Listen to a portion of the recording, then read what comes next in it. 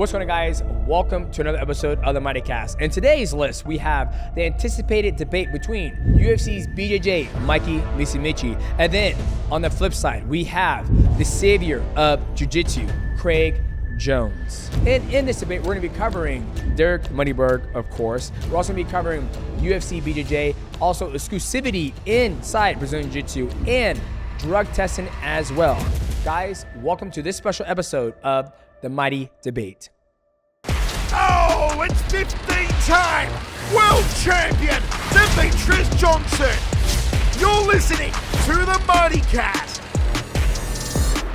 But before this debate gets going, I want to let you guys know this episode of the MIGHTYCAST is sponsored by PrizePicks. Now, PrizePicks is a daily fantasy sports game played directly from your phone. It's very simple. Go to your app store, download PrizePicks, and when you do that, use my promo code MIGHTYCAST. Cool promotion going on right now. You play $5 in your lineup, you're gonna get $50 in your lineup. When you look at the event board, they have everything under the sun. They have the NFL, they have MLB, they have NHL, they have Valorant, CSGO, you name it, they got it. Get in the game at the right place, which is PrizePicks. Shout out to PrizePicks for sponsoring this amazing episode of the MIGHTYCAST. Now, let us enjoy this debate between the two great Jiu-Jitsu athletes, Craig Jones and Mikey Musumeci. Enjoy.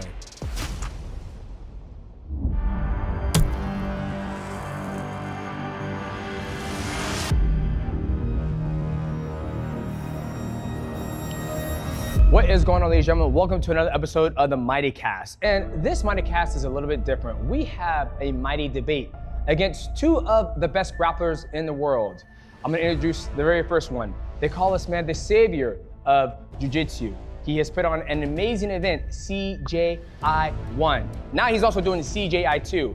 Please help me welcome in Craig Jones. So I didn't have any fans or any shit like that, so welcome. And the person he's gonna be debating against, he is one of the best grapplers in the world. He is the most winning champion in America that I've been told. Please help me welcome Mikey Musumeci. He got to clap. Hey, don't be breaking on the motherfucking camera, goddammit. You, whoo. Hey. What's up, Mr. Jones? What's up, Mr. Mikey? Nice glasses. Thank you very much. I like we're sitting like this. I feel taller. Yeah, you're both taller than me, eh? Our torsos. I've got a long torso, so we're like the same height right now. It's like the Gabby interview. Okay, well, gentlemen, I have you two here today, and I've had you on the MIGHTYCAST. Thank you for your time. I've had you on the MIGHTYCAST. Thank you for your time. And you guys had some differences in the state of Jiu-Jitsu. So I'll start it off. Is exclusive contracts good in Jiu-Jitsu? Now, before you guys answer, I want you to speak, and then we can all three of us can engage in the conversation. I want every gentleman, yes, me too. Well, that's why I figured if Mikey interrupts, he has to do a shot That's a good one. of tequila. Oh, that is a good one. That is actually really good. All right, I'm not interrupting. Okay, all Well, right. we should start with one. Would you like to start with one? Later on. Let's just get warmed up. It's 10 a.m. We're not all crazy like you, Craig. But since you try to, put one on Mikey, I'm gonna let you start first. Mikey, Okay. Do you think exclusivity in Jiu-Jitsu is a good thing? I think exclusivity in Jiu-Jitsu is important if the organization could actually back what they say, right? If they could give you a certain amount of matches, a salary for those matches, they give you the marketing to grow your brand and exposure, like long-term, growing your brand, then I think it's important. If they can't do that, then I think it's horrible. I think that exclusivity saves athletes from pulling out of events from other events. I think that's very important because what stops some millionaire giving an Australian money to poach people from an event so then they can't do their event? What stops that from happening without exclusivity? So I think that that's important because of some of those reasons I just said. Okay. Craig, do you think exclusivity in Jiu-Jitsu is a good thing? Obviously, UFC BJJ, and I know who's number one, and I believe there's a couple other ones that have exclusivity, but how do you feel about that contract binding down the athlete? I mean, it's good if they get paid, but UFC BJJ has one good athlete in each weight division. So there's no good, interesting matches they can book. Who's your next opponent, Mikey? I'm not allowed to say. What's his caliber? Top 10? Yes. Top 10? Top 5? Yes. Top 10, top 5 in no gi or in gi? Has he competed in no-gi before? Absolutely. I don't want to interrupt you. Sorry. You don't want to show? Well, you asked me a question, so I didn't. So it's a good opponent. Yes, sir.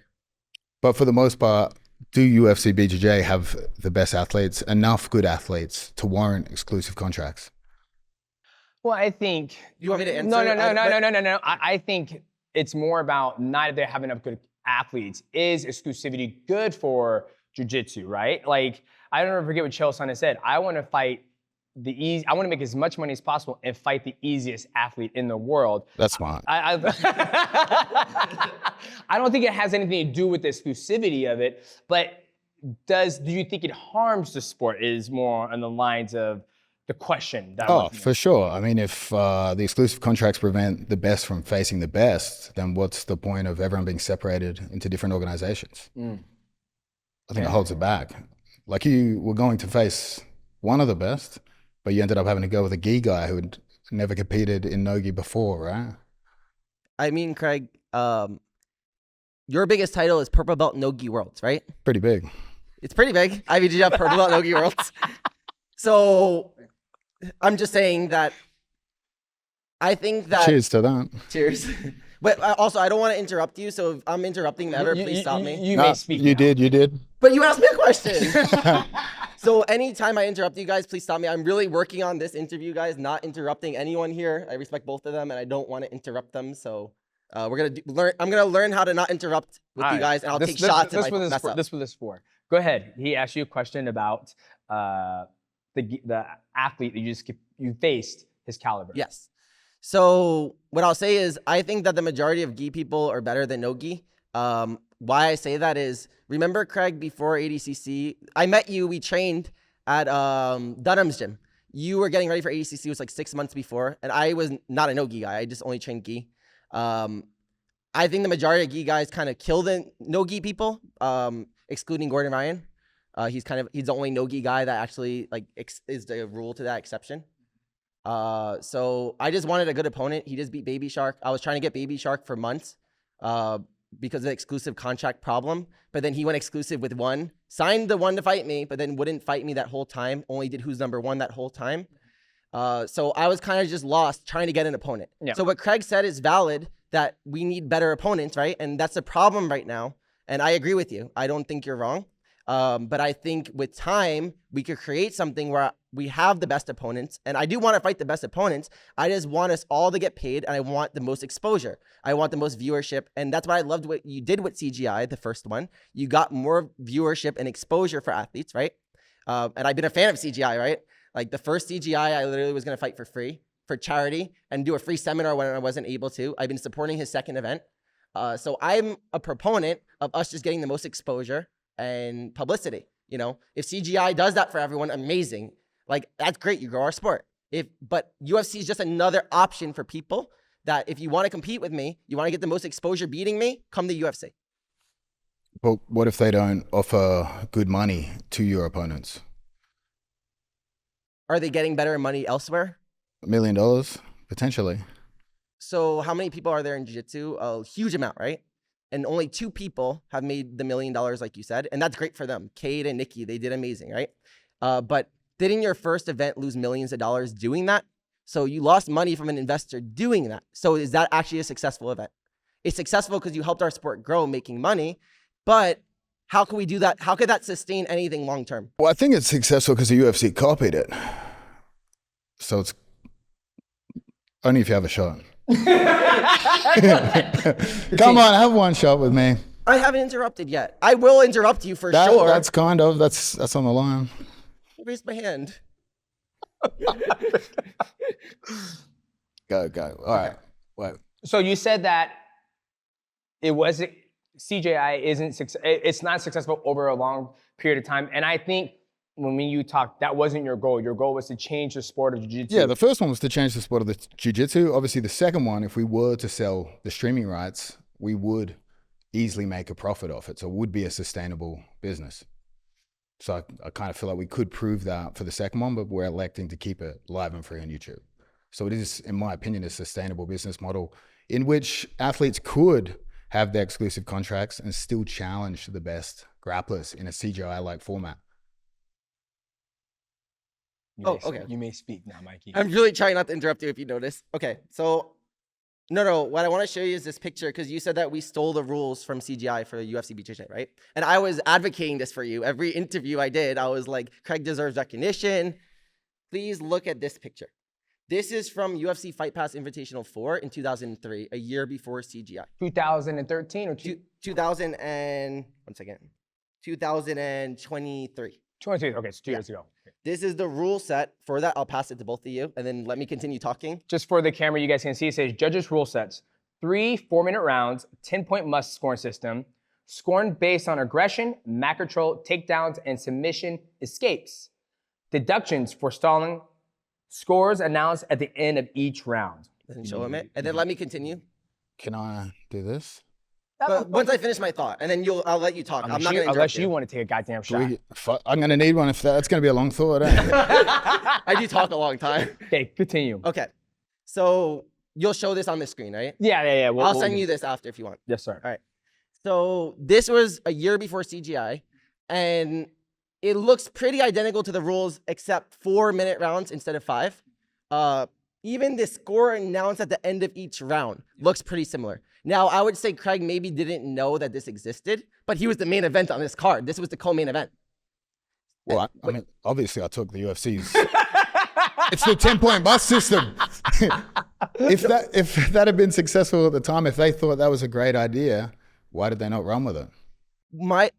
Can I talk? Okay. Yeah. No. Yeah. Okay.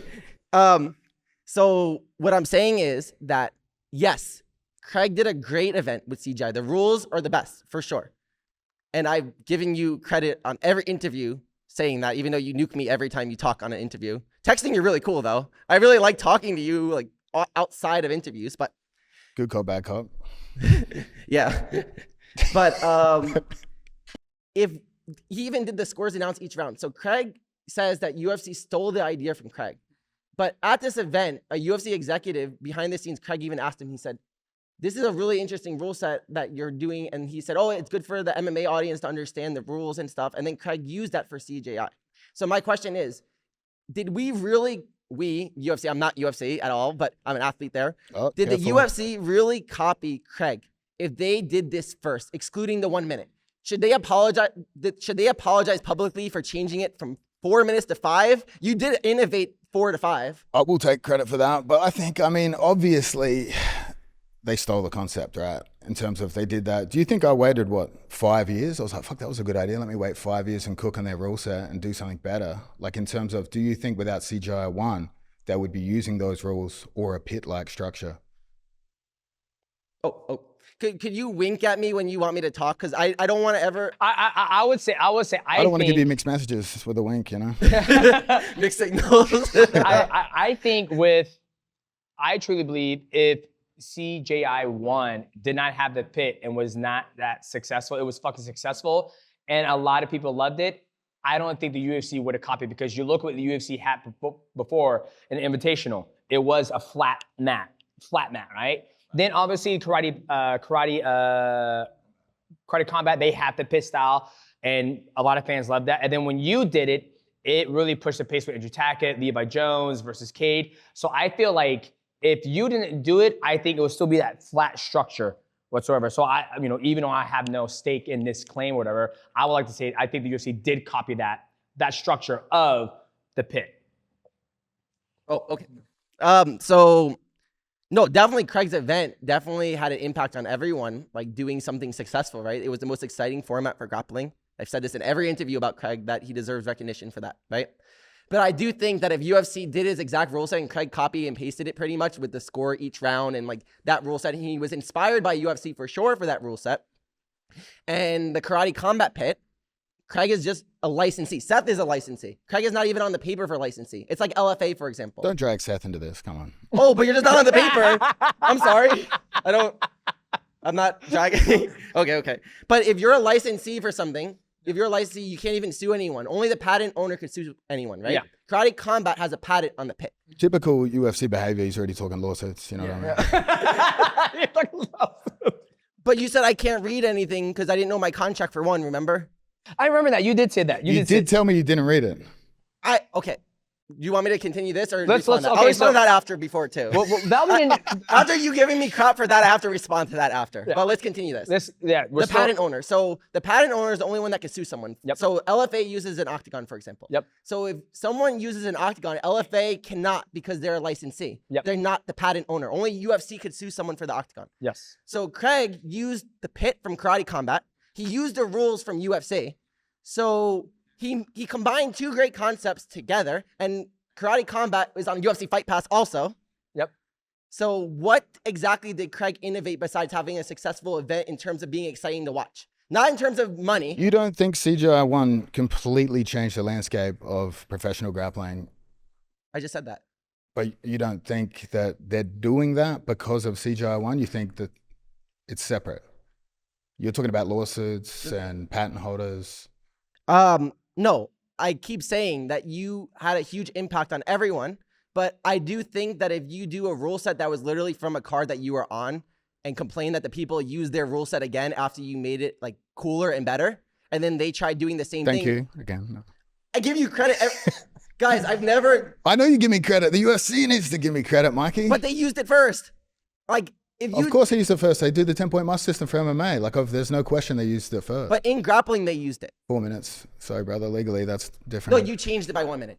Craig deserves recognition from UFC for changing it by 1 You minute. give me 1 minute of recognition. That's it. I always recognize you.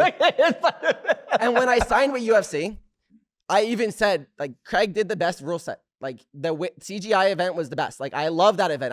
I'm a fan of it. I'm still a fan. I'm supporting CGI too. On Instagram, I've even posting, like, I'm getting killed by this guy online. I'm still supporting him. You know, like, I'm a fan of what they're doing, and I want them to grow the sport. If they grow the sport, everyone wins. You know, but I think UFC is just another option for people that if they do UFC, that's great. Just don't bully us if we do UFC and we want a platform where we could actually grow our brand more. Oh, we'll get into that after, but If they give me what I promised, that's what it comes down to. If they give me what I promised, I because people promise shit all the time, right? But they do. But if they never come to the table with the food, you're just like, well, I'm fucking locked. I can't go do anything. And the contract also protects them. That way you're locked down, right? Like, we're not going to see Andrew Tackett in CJI 2, right? It is what it is. He wasn't allowed to after I turned down the coaching role, unfortunately. I wanted to coach against you. That would have been fun. So you're saying if you were to coach against Mikey, they would have allowed Andrew Tackett to compete in your event? Yes. They would have allowed anyone. Well, go ahead. Careful with the angle of that, mate. just don't speak German. You know what? In today's society, that shit will come out. I was like, Mikey's a fucking racist. Look at it. My palm was like this, okay? Yeah. We're like, the angle is fine. Yeah. Overly defensive, but go on.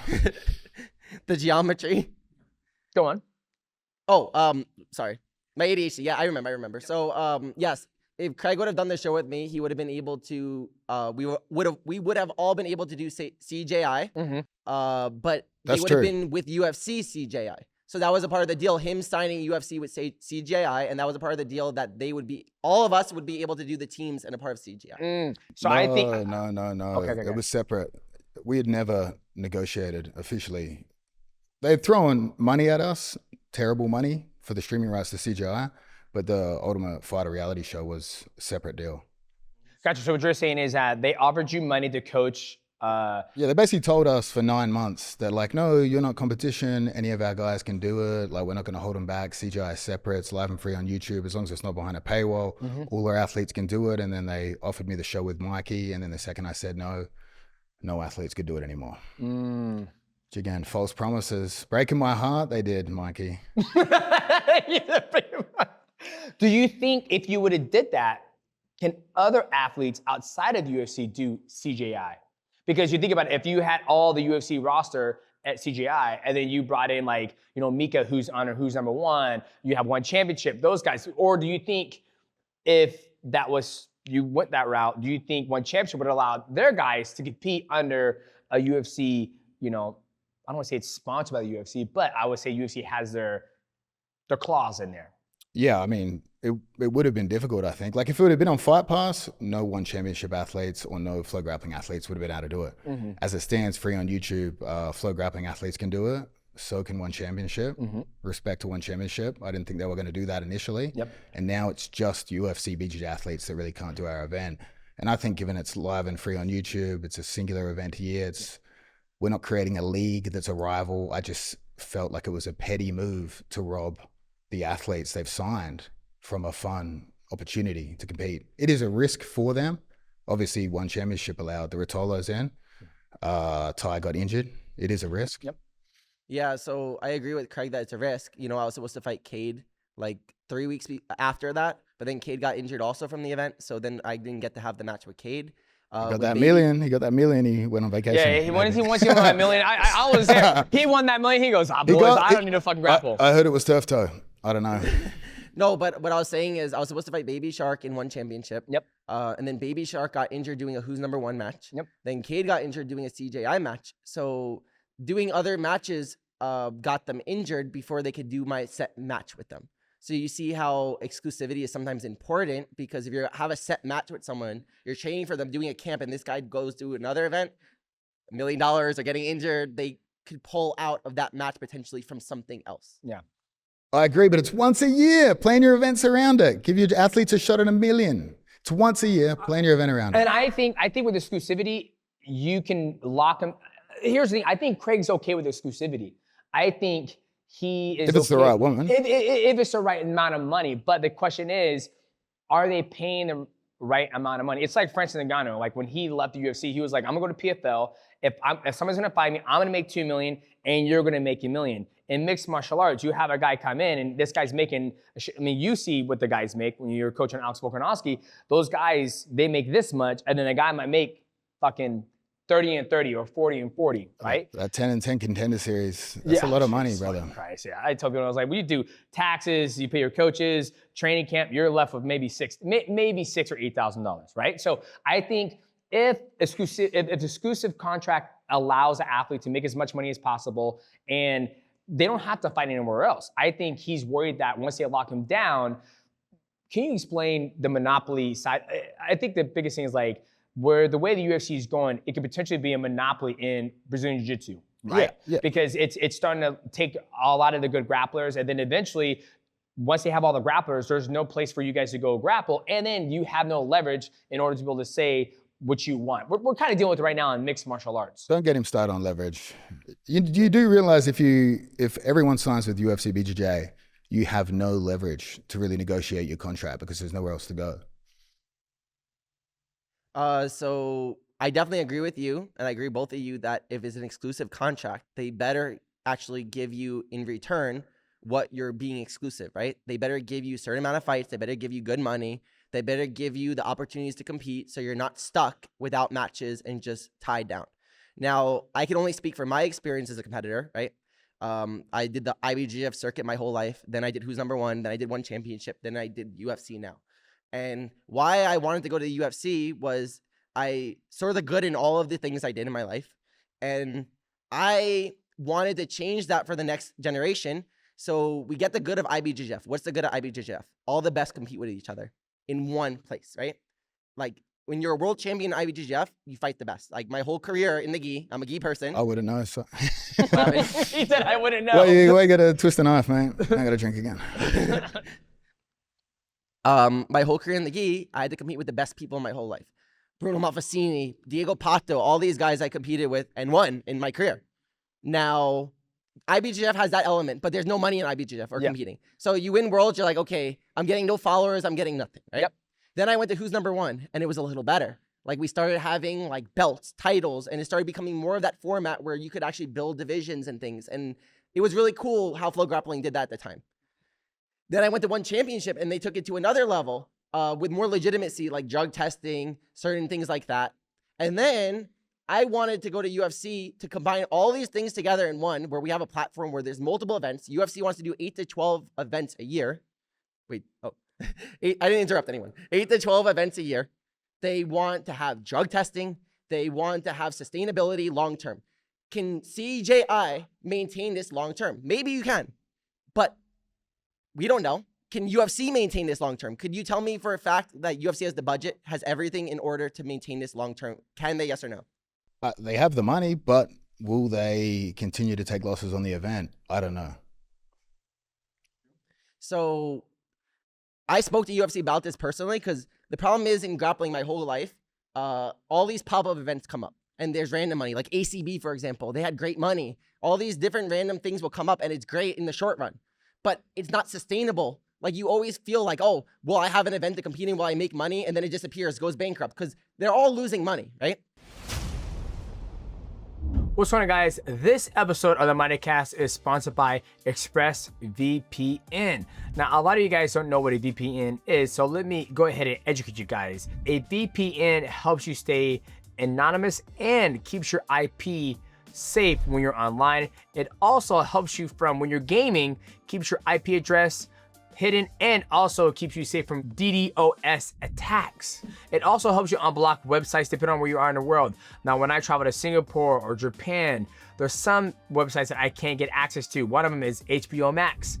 You know, when I was over there in Singapore and I was competing, I couldn't watch Game of Thrones and I had to have my Game of Thrones. So the VPN helped me get that website unlocked because my VPN was based here in the US. And you guys are wondering, why is ExpressVPN the best in the world? It has the fastest internet speed, and it also has servers in 105 countries. 105 countries, ladies and gentlemen. And you can use ExpressVPN on 8 devices. I use it on my phone, my laptop, and even my gaming computer. And ExpressVPN keeps your data and your IP address hidden from all those nasty thieves online trying to steal everything that you have worked for. If you guys are tired of getting your IP address leaked and your data hacked, look no further. Check out expressvpn.com or scan the QR code on the screen right here, and you can find out how you can get 4 free months for free. Shout out to ExpressVPN for sponsoring this episode of the MIGHTYCAST. Now, let us get back to our guest. Speaking of money, If you told me, I would have wore it with you. We could have been twins. well, I got the 3XL. I figured both of you boys could fit in this. Nah, I'm not fitting that damn thing with him. Someone has to wear it. Guys, speaking of money, what did he pay you? Can I respond? Yeah. Oh. Okay. So, guys, so, oh, he's You're supposed on to be my the camera. I camera. don't want to mess up your shoot. Now he's going to have a shot. I didn't interrupt. He asked me to respond, then he I took think you kind of did, Mikey. I think How did I interrupt? You did. You got to have one. You got to have one. Come on, just one. I didn't interrupt. I'll interrupt eventually, but I still haven't. I deserve recognition. I haven't interrupted yet, guys. You guys all yell at me for interrupting. I have not interrupted Mr. Jones. All right. You don't have to have a shot, but you at least have to wear this. What would you prefer, to wear the Moneyberg rash guard or take a shot of lovely tequila? I have not done anything to violate my drink yet. Once I violate it, I'll own up to it, and I have to do the ultimatum. Don't use violate and drinking in the same sentence. That's you're fronting me down. Okay, so how much did I get paid, right? So I do private lessons, and I like to make money. Now, Derek, I didn't give him his black belt. A lot of people believe I gave him his black belt. He got his black belt from other people, so his level... I didn't do anything, right? Oh, okay. His level, you could ask the people that gave him his black belt, right? I went there 3 times. He was nice to me every time I went. I've seen the videos you guys have seen. I've seen the videos that you guys have seen as well. He definitely does not look like a black belt when he's physically doing those positions. He trains with the best guys though, like Glover Teixeira, Lyoto Machida, Royce Gracie, Gordon Ryan, all these guys every day, right? So he does have a lot of knowledge. Can he physically do those things, the knowledge? Because every time I go, he shows me something like Royce Gracie does a triangle like this. And I'm like, oh, that's really cool. I never seen that. So he always shows me different things like that. Now, can he do that at a high level with like someone like Nicky Rod? Absolutely not. The guy does not train. Yeah. But can he write a book? He impresses me. He does those moves with socks on. There's no grip. I don't know how he does it. It gives him more friction. There's more friction in socks. Of course. No, but can he do that? Can he do that at a high level? No, but can he write a book? Probably. But anyways, he's just hardworking. He's dedicated. Would you read it? Would I read the book? I can't read. Well, not contracts. You told me I can't read. Not contracts, but maybe a Moneyberg book. But you told me I can't read. You'd have to read it to me like my nighttime bed story. If you wanted it. A few more tequilas and I will. And by the way, Mikey, when you have socks on, there's no friction whatsoever. You're sliding on ice cubes. But what I think that came out of the Moneyberg situation, I think... Money? I mean, I'm not against money, but either are you. We both like money. Do you agree? Could we agree on that? Not that much, but yeah. I mean, I didn't give him his black belt. You wore the rash guard though. Oh yeah, Was that extra? extra large or? Cost extra? No, the 3 times I went, I wore his rash guard. But anyways, he's very dedicated, and he's. Did you get paid extra to wear the rash guard is the question. You need it, mate. I didn't do anything. You need it. Come one shot for the boys. Get some respect. I didn't. People will love you. People will love you if you slam a tequila. Okay, Mikey, it's okay. Oh, now you're pushing me to drink? You have to drink with me, though. I've already had 2, but Oh. Father Johnson believes it's okay. I'll do one Cheers with with him. me. Cheers with me. I will. This is for the kindness of jiu-jitsu, bringing you two together. A lot of people think you guys hate each other, right? And I'm so happy I never to see- hated Craig. I never say I do. This guy hates me publicly, but online, on the phone, he's nice. But he feels that you aligned yourself with the UFC BJJ, and I think that's where it is. You've done a deal with the devil, my friend. Me too. I can't salute to that. Wait, cheers to us trying to go jiu-jitsu together. And Moneyberg. Cheers to us growing jiu-jitsu together. I will not drink until I get to cheers for something good. Cheers to your next opponent. No. Cheers to growing jiu-jitsu. Okay, Ken La. Respect. There you go. Okay, Now I'm drunk, guys. Now he's vulnerable. now we went off a tangent there. Okay, obviously Moneyberg. I think You What wore, wore the rash guard too. I didn't wear the rash guard. He offered. But he- guys. hey, now you just fucking interrupted me. No. Okay, He's up again. you're just interrupting me. I was still on my thought. You guys didn't let me finish my thought from before. I was still talking. Okay, just one time, Mikey. Yeah, I'm sorry. My turn. I'm leaving. sorry. Okay, now. Guys, I'm sorry for interrupting. That's my only time so far. What would I have to pay you to wear the rash guard for this podcast, hypothetically? Your rash guard? No, the Moneyberg one. Oh. Do you have a rash guard for the event? Yeah, I'm going to wear Moneybergs. You fucking Oh my God. Guys, he's a hobbyist that likes jiu-jitsu. He's dedicated. Did I give him his black belt? No. Would I give anyone their black belt in 3.5 years? No. No. So he's not I just like that he's dedicated and working hard and growing, and bringing people in. He's trying to get better. He's 2 years booked for people coming to the gym. He doesn't plan on having a gym. Does he study jiu-jitsu? Is he dedicated? Yes, and I respect that about him. He's always nice and kind to me. Is he a black belt? Is he a black belt? According to your standards. According to my standards, again, I would not give anyone a black belt in 3.5 years. But you could ask his instructors if he's a black belt. The people that gave him his belt, Glover Teixeira, Leota Machida, Royce Gracie, all those guys, Jake Shields, you could ask. Jake Shields, that's a tough one. You trained with Jake a lot, right? It is, but his podcast is a tough listen, is what I mean. Oh. Honestly, the Moneyberg thing, can you help me explain it? Because it feels like people go on the podcast just to listen to him talk and they just look absent in what's the concept behind it? Because So it's working. You went on the podcast, right? I've gone on the podcast. He did offer me to train him, and I said no because I'm so busy. I did wear the shirt when I don't think I got extra for wearing the shirt though. It wasn't a rash guard. But get the negotiator on board next time, man. No, fuck, man. How much you get? The rash guard? Yeah, wear the rash guard. Was it extra 2K, 3K, 5K? I can't disclose. Okay, so you might have got 5 or 10K. But I went on his podcast, and I thought the podcast was good because he was talking about, when we went there, it's about being consistent and what makes a champion, right? Like being consistent, staying focused. Wearing socks. Wearing socks? I would never wear fucking socks Black under socks. that. I would Black never wear, socks. I would never, but Not white, black.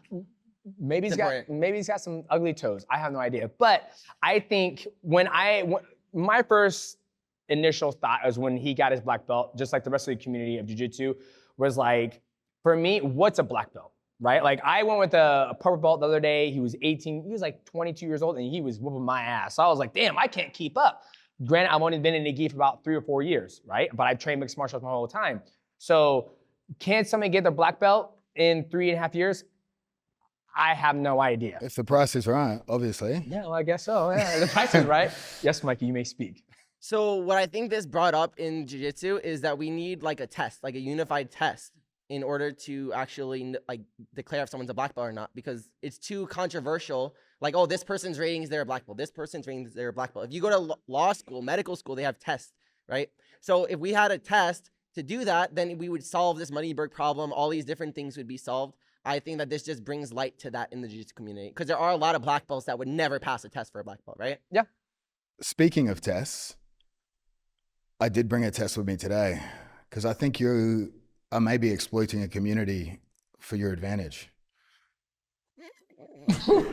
I have 10 questions for you. Oh my God. We'll answer these questions and we'll move on. I think this is very important. He wants This is to. gonna be an autism test. Craig Jones, the savior of jiu-jitsu. He's become Dr. Jones on the spot. I often notice small sounds when others do not. Definitely agree, slightly disagree, definitely disagree. Sorry, I'm a little slow. Could you just repeat it? What? We could do the quick. Oh, I can actually fill it out publicly Yeah, for you. yeah. I often notice sounds when others do not. I'm only doing this because Phil Rowe accused you of exaggerating your autism. Oh, when I walk out in that fight, right? Yeah, when you got lost. Yeah, so basically what happened, can I tell you guys what happened with that, or do you want me to fill this out? I have ADHD, so I lose track a lot. I'm already failing this test. Well, we got the results. No. You don't even need to from that. So what happened with that was during the Ultimate Fighter, when we filmed the show that Craig should have been at with me, which I'm really sad about still. I think we would have had fun together. But what happened was when we did the show, you get checked like this, and you walk to the sides of the bowl pit, which is... Oh, what is I'm it? afraid to say it. What is it? Don't say the P word. Don't say the P word. They did say that on the broadcast, right? We first called it Octopit, and they were like, oh, we can't say that. Why? Because somebody else owns Karate Combat. Okay, got it. And they gave a license to Craig for it. Yep. But we didn't have the license for it. I just wanted to make sure I understood. So the viewers... And Craig made the pit mainstream, like what he did. Yeah. Like, I always give you credit. But anyways, I walk to the sides. I go up the stairs, like during the show. Yep. When I got to this one, I'm like, okay, I'm going to walk to the side. They're like, Mikey, no, we added a middle piece. So it looks like I'm retarded, like turning right to the side. So they set you up. They set me up for my autism. So they're exploiting you. Now, do I think that when you train jiu-jitsu a lot of years, it makes you more autistic and a bit more gay? Yes. I might have gotten more of the tism, but you definitely went the other way, right? I mean, for Moneyberg money, I would. Yeah. But you won't tell us how much.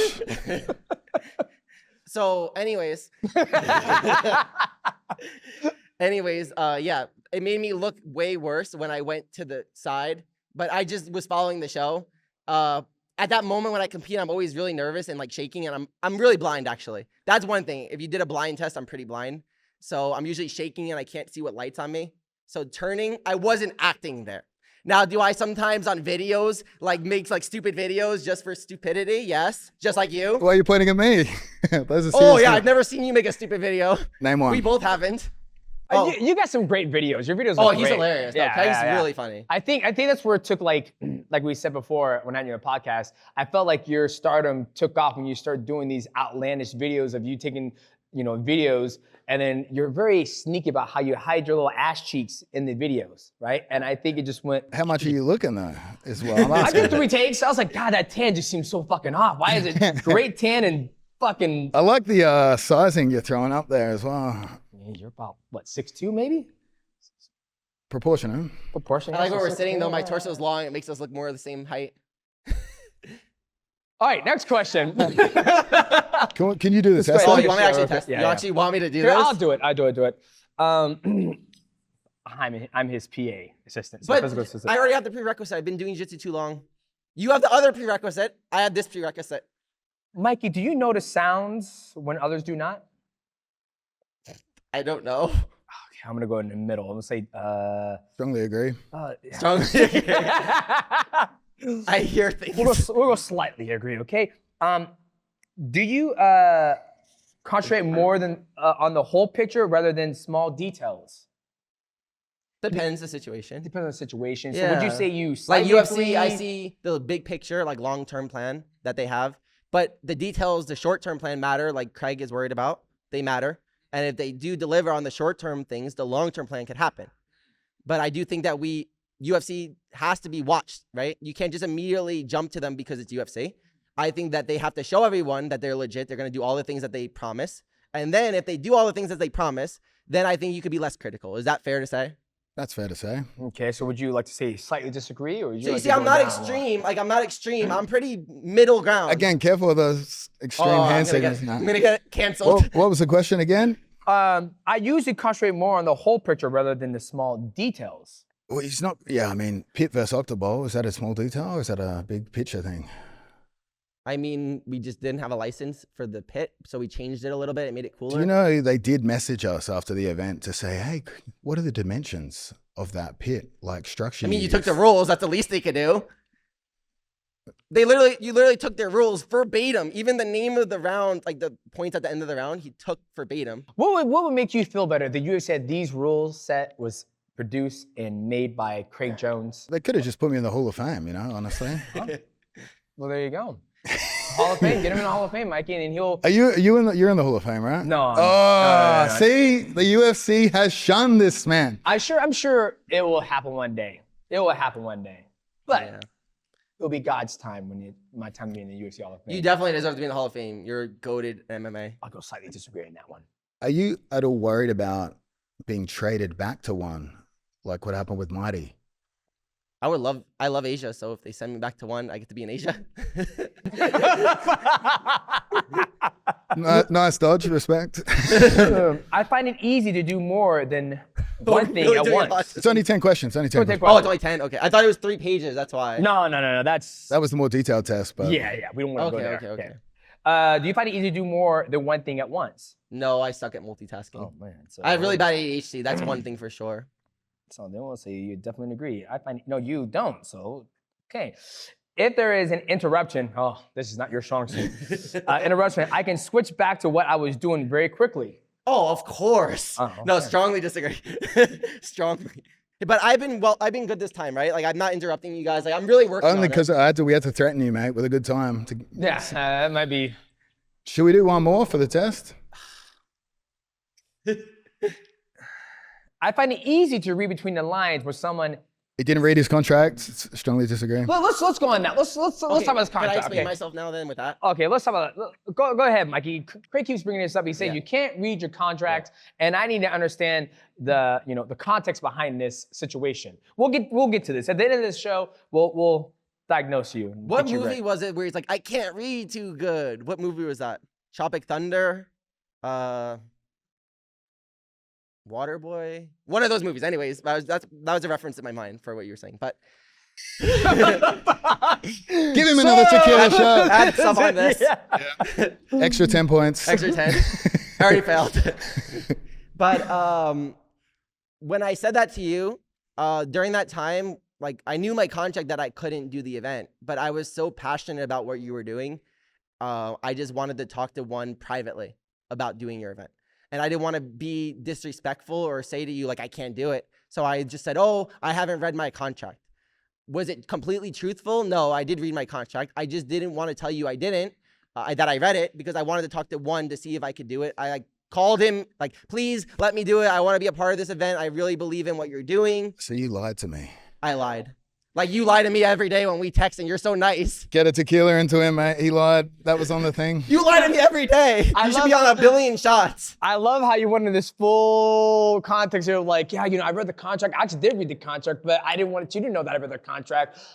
I fucking lied to you, but I didn't want you to know that I lied to you. So I would ask them, you should have said, hey man, I lied. I did read the contract, but I couldn't do the event. But I didn't want to just say no on the spot. I wanted to talk to one and be like, hey guys, please, like I really believe in what he's doing. I want to be a part of it. So you strung me along like the rest of the women in your life, Mikey. But did I offer you when I couldn't do the event that I'll do a free seminar for all the people in the crowd? I tried to get him a good match. We set up him against Volkanovski. But then his boss told the other boss to go fuck himself. You talking about his boss at one at the time, or? His new boss. Oh. Let me I won't name names, but middle part. Don't laugh at that, mate. You're getting in trouble. Oh. No, so, can I talk? Oh, okay. No, me and Craig were working really hard to get that match done. And I was willing to do it free for charity, just to like support the event. Like I was really passionate about the event. And then when I wasn't allowed to do the event, I instantly said to Craig, I'll do a free seminar for everyone in the crowd just to support your event, even if I'm exclusive and can't do your event. So I think that should be on record, how much Sellout Mikey was to you. Even when I was exclusive, I wanted to help your event. But wait, why could you not do the event? Was it because of one or the UFC? Both, because it depended on the opponent that I was doing with UFC for one to accept. But the opponent I offered you, one was cool with, right? Oh yeah, one was cool because it would grow my brand and help them, right? So I think it depends on if it grows my brand or not, and they could benefit the exclusive people, right? So that just comes back to our conversation about different exclusive places like Tackett, Rotolo, Mika. One is Flow, one is One Championship, one is UFC, right? So if they're benefiting from it, I think that they'll jump in because Volkanovski is so famous, right? Like, he's a huge name. So of course one would like be okay with that. Even though I still had to fight to do your event. And I did put my neck on the line fighting when I lied to you. It was a loving lie so I could try to do your event. I was like arguing, like I really worked hard to try to do your event. But then the other side didn't let me, right? Like they didn't let that match happen. That was against my control. That Monopoly hammer coming down on your head. It's just an exclusive problem with all the different exclusive places. So then, is exclusive good for Brazilian Jiu-Jitsu? If Craig had a back to the initial question, right? Set up. That's the hardest thing because, man, I'm not gonna lie. Like, I feel that exclusive could be good if everybody got paid so fucking well. But then you do lock down all the athletes where they can't do anything, right? I mean, that's the biggest thing. Like, you just never know if it's gonna work out because you're going on the whim of the promotion actually giving what they said. Right? They're doing what they said. And, you know, if you look at UFC's track record, how many times does that athlete, I'm going to get, I mean, you look at Corey Anderson, perfect example. Corey Anderson just said that he didn't get a title shot in the UFC because his social media wasn't at the right point where it's going to be, right? That's where you're getting at. Go ahead, Craig Jones. Kennedy is a dear friend of yours, right? How would you feel if Claudia went backstage after your match to tell you it was too boring? How do you feel about promoters doing that? Okay. Claudia was wrong for doing that to Kennedy. Kennedy did an amazing match, and UFC after spoke to Cobrinha and Kennedy and said that was wrong of them to do. This is their second event, so they're learning. I had problems with that in the past, what you just said. Like I actually have trauma from different experiences where every match I'm horrified that if I don't submit the match fast enough, that I'm going to get in trouble, right? So I bet you've experienced that as well. Like we just lived in these super fight events. I have no shame, but I'm really sensitive, as you see. But so I think that that's horrible to make anyone feel that if you're not submitting the person fast enough, that you'll get kicked out or anything. And that should not be in any jiu-jitsu event. I think that the more high level a match is, the closer it's going to be, right? And I think that might not be good for the MMA crowd, but for us jiu-jitsu nerds, it's important that we have the highest level people. And if it's a high level match, you have to expect that some of the matches is not going to be a finish. And that puts way less pressure on the athlete, and they could probably finish more matches if they have that less pressure. Typical women with unrealistic expectations, right? Absolutely. What's going on, guys? This episode of the MIGHTYCAST is sponsored by First Form. Right here is a First Form Whey Protein Level 1. I'm gonna take this after I get done training. The whey protein is top notch. The best way to describe how they process their protein, I always think of it of a chicken in a crock pot. When you cook it very nice and slow, it is able to be absorbed by the body. It's not burnt, it's not overdone. That's what they do with the whey protein. When they cook it, it is cooked very slow and they're able to package it in this beautiful container. And then also I have the creatine. If you guys don't know much about creatine, creatine is one of the most studied supplement on the market.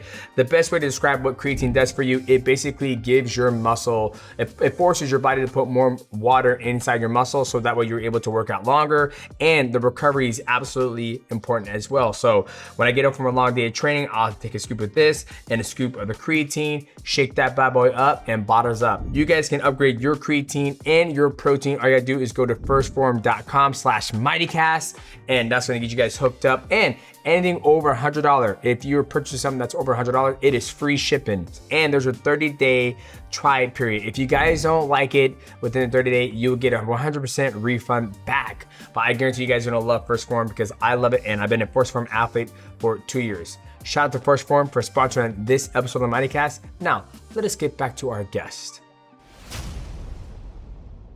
Well, I think at the end of the day, when it comes, it blurs that line of sport and entertainment, right? If a person, because like you said, if you start getting matches against the best of the best in the world, you're going to have those problems. I don't want to call it a problem. You're going to have the match be so damn high level. It's like wrestling, watching at a very high level. A lot of people don't enjoy watching because they're so fucking good. They're evenly matched. So if you start getting guys that are evenly matched against you or Kennedy or Andrew Tackett, they're gonna be, in some people's eyes, boring. Yeah, I mean, I don't know what Claudia does in her spare time, but we can't hit home runs every time. You know what I mean? I agree 100%. As a competitor, you and me both understand that like it's so much pressure on us if we're fighting the best people in the world, right? That actually submit them because they're very hard matches. Like we have to focus on winning.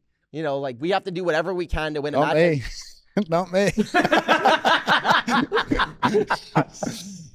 But anyways, what I like about the problem with these exclusive places, they don't have the message of like making the sport more professional in terms of steroid testing.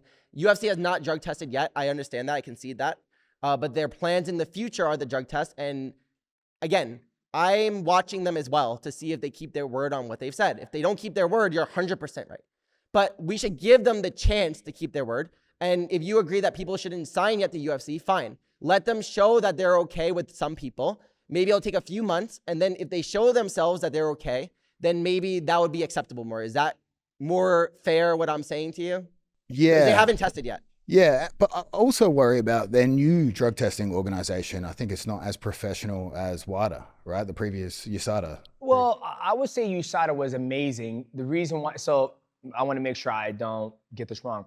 I love when UFC was on the USADA. The reason why is because you have to give them your whereabouts. If you're swimming, I was at the liquor store. They came to the liquor store and got my urine. I was trained. You're at a liquor store? Yeah, I was at a liquor store. At the time when I did drink you alcohol. You lying to Craig me as Jones well, Marty? No, I'll never lie to you. I'll never lie to you. At the point when I Come on, mate. Come on, one more. When I was drinking, they came to the liquor store and they called me and they're like, hey, where you at? I'm at the liquor store.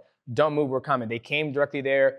My wife was there and she was like, I'm going to the bathroom, took a piss, gave my sample. One time I was swimming in the pool, I popped up, USADA was right there. They fucking track you and they'll find you. I don't think there has ever been another testing agency like that around. You have the athletes, oh, you're fucking ruining my sleep, blah, blah, blah. Shut the fuck up. Because USADA, I was playing World of Warcraft. They came to my house, I was like, you have to sit here. I'm gonna finish this game, then you have my sample. So I will always say USADA is the best testing agency out there because they fucking come for you. Do you make eye contact when you give the urine sample? Sometimes. Oh She's my a God, nice lady. That's the gayest job ever. Like the guy gets really close to you and he's like nice and slow. How much do you care about this? Would you personally take their urine samples? Yes, sir. You would? Right now? Like if you were Well, the guy. No, I like it because the guy gets close. You like it? I like it because the guy gets close to you. Take the tequila back from him. I like when the guy gets really close to you and it's like nice and slow. That's Craig's humor. That's Craig's humor. I'm trying to have your humor, but I think that I agree with you that I really like USADA because IBJJF we had USADA, but the organization I think that they're using now, I could be wrong. You could tell me if I'm wrong. Drug-free sport, right? Is something like that, but I think the NFL uses it. One championship uses it, and UFC. Now, do I know anything about it? No. So you might be more of an expert on it than me. But I think that it is good for the sport that there's drug testing. It just professionalizes our sport more. I think that when you guys competed then, there wasn't drug testing, and that's awesome. Thank God. No, but I'm saying is they didn't have drug testing. So for them, it wasn't illegal or anything. And you guys are legends for that path. I think now if we could, for the next generation, start creating a platform where there's drug testing and things like that, I think that will grow our sport more. I think that it's okay. The past generation didn't have it. I just want for the next one, like the young kids, they look at us and they're like, shit, that guy looks strong as hell. They don't have to get on steroids also. I mean, I hope young kids aren't looking at me for inspiration anyway, but.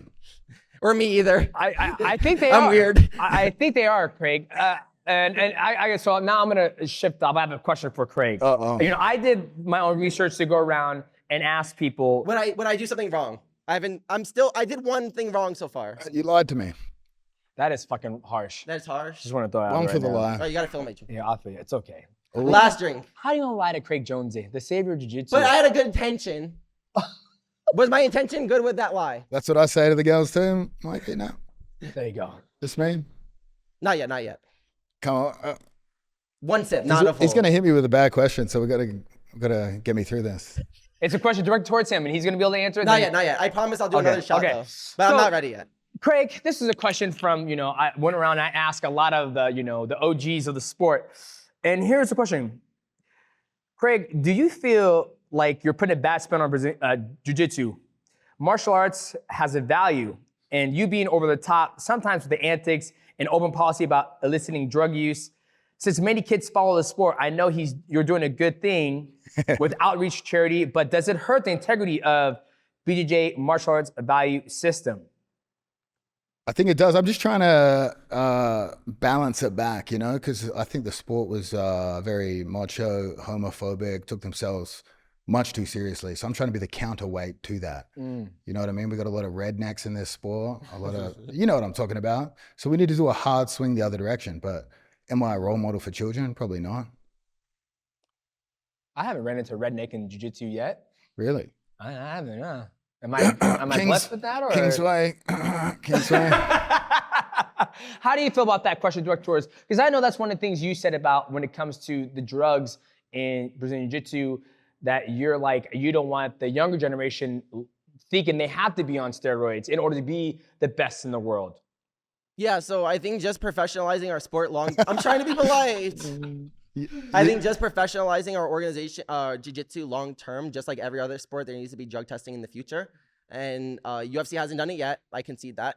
But I hope long term they do. And if CJI did drug testing, I would be super supportive of that as well in the future, right? I think that if we could just slowly get the next generation to not be like this one, we could change our sport a little bit. Would you be willing to show up and surprise drug test every CJI athlete? Really? Oh, I love that opportunity, you know. That's the other part of jiu-jitsu, like we talked about. The testing process or the test? Oh, me enjoying doing the testing process for people, right? Well, for both, you know. Yeah. So I just want in the future just us to change that. And you're doing one thing, trying to work on athlete pay. And I think in the future, long term, is a process. It's going to take time to change things. And Craig is working to change things. And I just want us to change that as well in the future. So that's just my thought on it. Again, I think that there was no drug testing back in the day. I think that they weren't breaking the rules, you know, like you guys did whatever during that time. And I think that in the future, if we could just get the kids in the next generation not to do it, we could get our sport more professional in the future. You guys, he included that in you. Yeah, threw you under the bus there. You know, I had a dream the other day. Okay, I had a dream. And I was but that's respectful, right? How I said that is fine. Like I just long term, like you guys weren't, like, again, there was no drug testing when you competed. There wasn't. That's why I try and balance it out. PEDs and things that don't need it. I had a dream the other day. And I felt like maybe jiu-jitsu, the athletes aren't meant to make money, right? I sat down, I was like, maybe. Okay, Dana one. Well, I'm just sitting here. No, I want y'all to make better. I'm just sitting here thinking, I'm like, man, it's always about like making the money. And once, this is how I felt. Once the UFC got into Brazilian Jiu-Jitsu and they started doing their own platform, I felt like everybody lost their shit, right? From my standpoint, right? Like even guys who are in mixed martial arts, are like, who are retired, are like, nah, they're gonna monopolize Brazilian Jiu-Jitsu. And I'm like, Jiu-Jitsu's been around for fucking ever, right? It's been around forever. ADCC, IBJJF, and the other ones. But now that UFC's in it, now everybody's like losing their fucking mind. I'm like, oh, they're gonna lock down, they're gonna change the sport, they're gonna monopolize everything. And I'm like, guys, you guys had opportunities. And then I had an epiphany. I was like, maybe they're not supposed to make money. Like, I don't know, maybe I'm wrong, maybe I'm right. You should do athlete relations for our organization and tell them they're not meant to make money. Human resources. No, I want them to make money, but I feel that it's so hard for them to make money, right? It's almost like, damn, and you see it all the time. You've seen a lot of guys lately, they're like, man, I win this tournament, I win this, and it's I'm a world champion, da-da-da-da.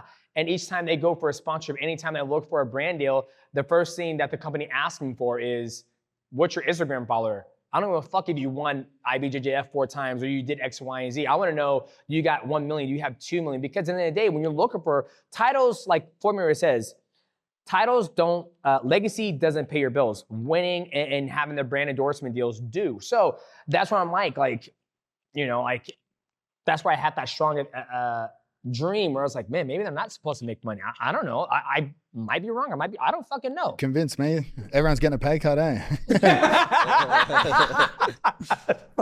Go ahead, Mikey. One more shot before this, Mikey. A sip. A sip? Yeah. A good cheers now. Come on, boys. Sorry. Cheers to us not making money. Cheers. God damn it. I want you guys to make a shitload of money. I just waste it anyway, eh? Okay, so I think that you make me laugh. I think that, yeah, for sure, grappling is hard to make money. But I think that that's why we need good exposure and good publicity online to grow our pages. And that gives us the opportunity in other ways, like instructionals, like in seminars, different things to grow our brands to make money. I don't think you could go in with the mindset, I'm just going to compete and become a multimillionaire like in basketball or football or something, right? So I think that the biggest thing I'm looking for with grappling is exposure, viewership. CJI had good viewership the first event. And I think the free on YouTube creates that. Throwing heat there, saying the second one's going to be bad now. Second one's gonna be a fucking banger. I think it's an awesome card.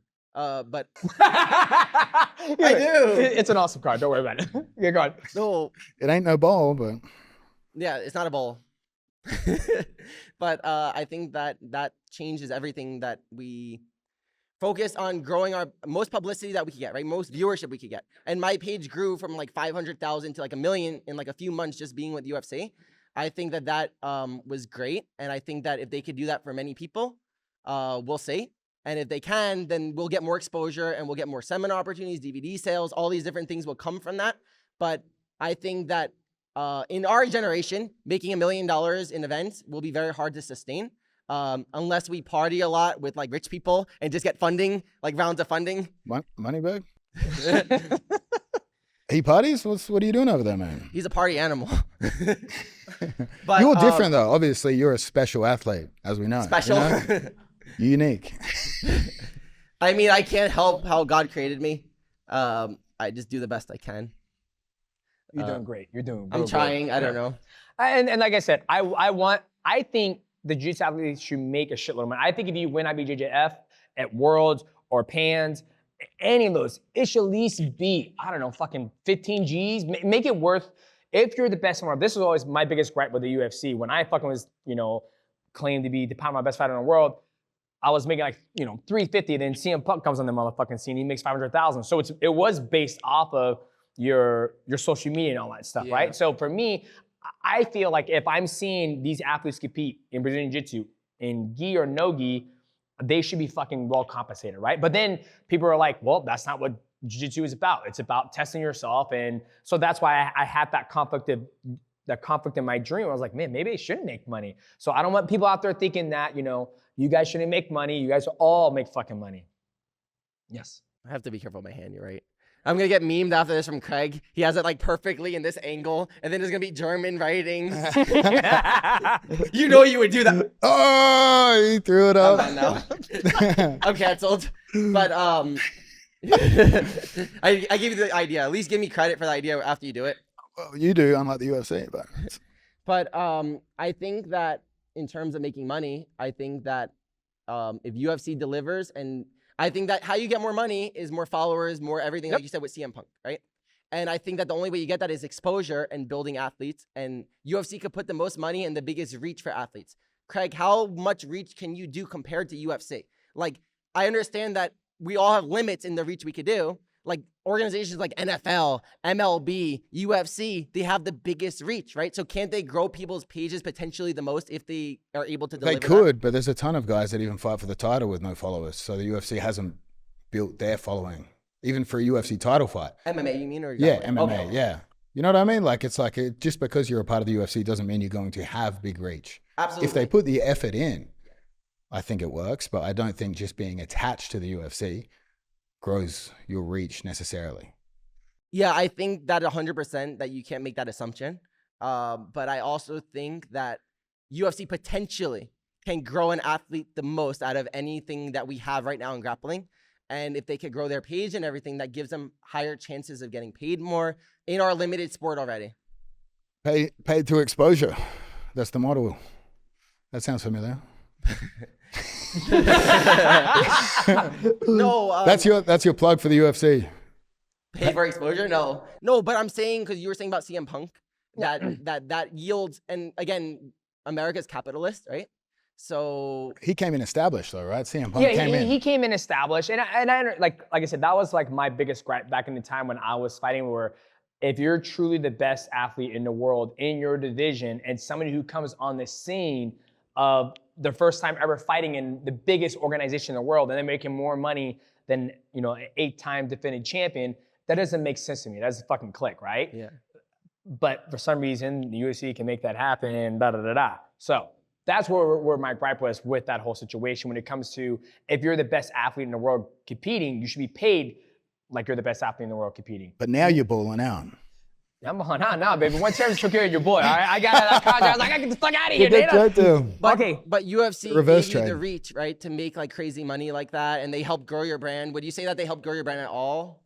When I left UFC, I felt like my brand went through the roof, because now when you look back on the time I did fight in the UFC, like everything I did was, I showed up 5. Legendary. I guess you say legendary. And so I feel now I'm more popular now than I was when I was fighting. Like they always said, they're gonna appreciate me when I'm gone than when I was there, right? And so I felt like, and here's the thing too, I've done so many campaigns. Like I remember UFC 197 when I was fighting Hiro Cejudo, we did a sick fucking, commercial and all that stuff. And then when Jones got in trouble doing whatever Jones does, they scrapped the whole fucking project. And I was like, what the fuck? I put, 3 hours of shooting, but since Jones is gonna be on it, you're just gonna scrap all that, right? They could have used it, they could have turned it, they could have done different things to be able to market me, but they don't do it. It's funny now, like when you look at like, you have the promoter, then you have the athlete. It's the promoter's job to promote the athlete's fights. But nowadays, they throw it more on the athlete to promote the event instead of, it's like. Not at CJI. I sacrifice all self-respect for these guys. You're a better promoter than Dana White. I'm gonna throw, Thank you. You're killing it. The hairline's on the way, Good, big shoes to fill. And that's where I feel like, I agree with Craig Jones. When you're attached to UFC, doesn't mean your brand's just gonna grow, right? I mean, you look at Merab Dvalishvili. I mean, at the very beginning, eight consecutive wins, maybe 10. Sugar Sean O'Malley, he's getting all the buzz, they're hyping him up. And then, he's doing all these skits with the girls and all that stuff, and he finally wins. And then now he's built his brand so big. So I think being attached to the UFC, there are some perks, but I think just because you compete with the UFC doesn't mean you're set and you're gonna be good to go. No, that's that's too strong of an assumption. Yeah. But I do feel that they give you the opportunity on that platform, right? We can't, everyone won't, it's not like, okay, guys, you sign with the UFC, you're set. Like, you're going to become famous. Absolutely not. I agree with you guys. That's what they tell you on the pitch, though. True or false? That is part of the pitch. I mean, I don't know for other people, just myself. And they delivered that they grew my brand. And I know that they would grow your brand too, because we are both very marketable, I would say. I think other people aren't as marketable as us. That's why you and me are some of the biggest faces in jiu-jitsu in terms of, I think that's accurate to say, right? Unfortunately, yeah. Unfortunately, yeah. At least you get more love than me. I get majority hate. Probably 80 hate, 20 love, 90 hate, 10 love. You're like opposite. I give you nothing but love. On text messages, you do.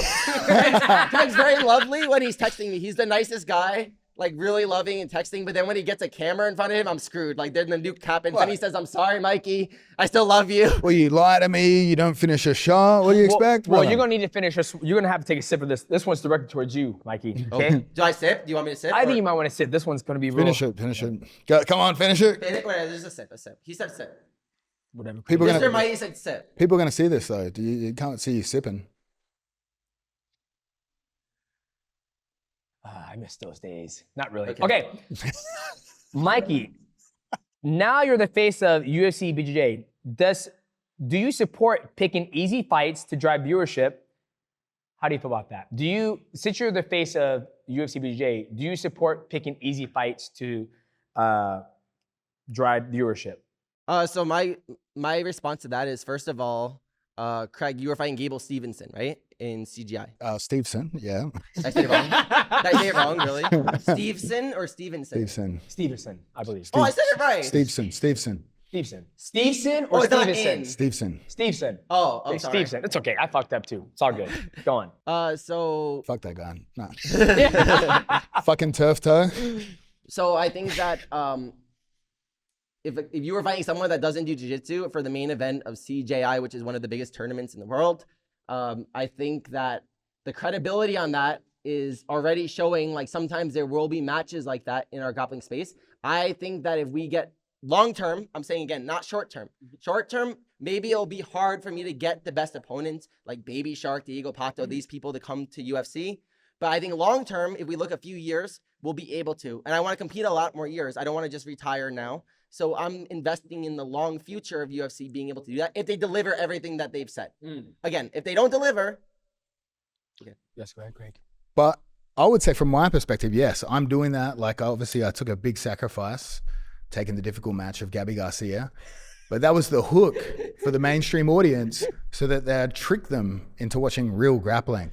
Gable Steveson was meant to be the hook until there was some alleged sabotage in the works by allegedly, potentially someone else's organization to sabotage the event.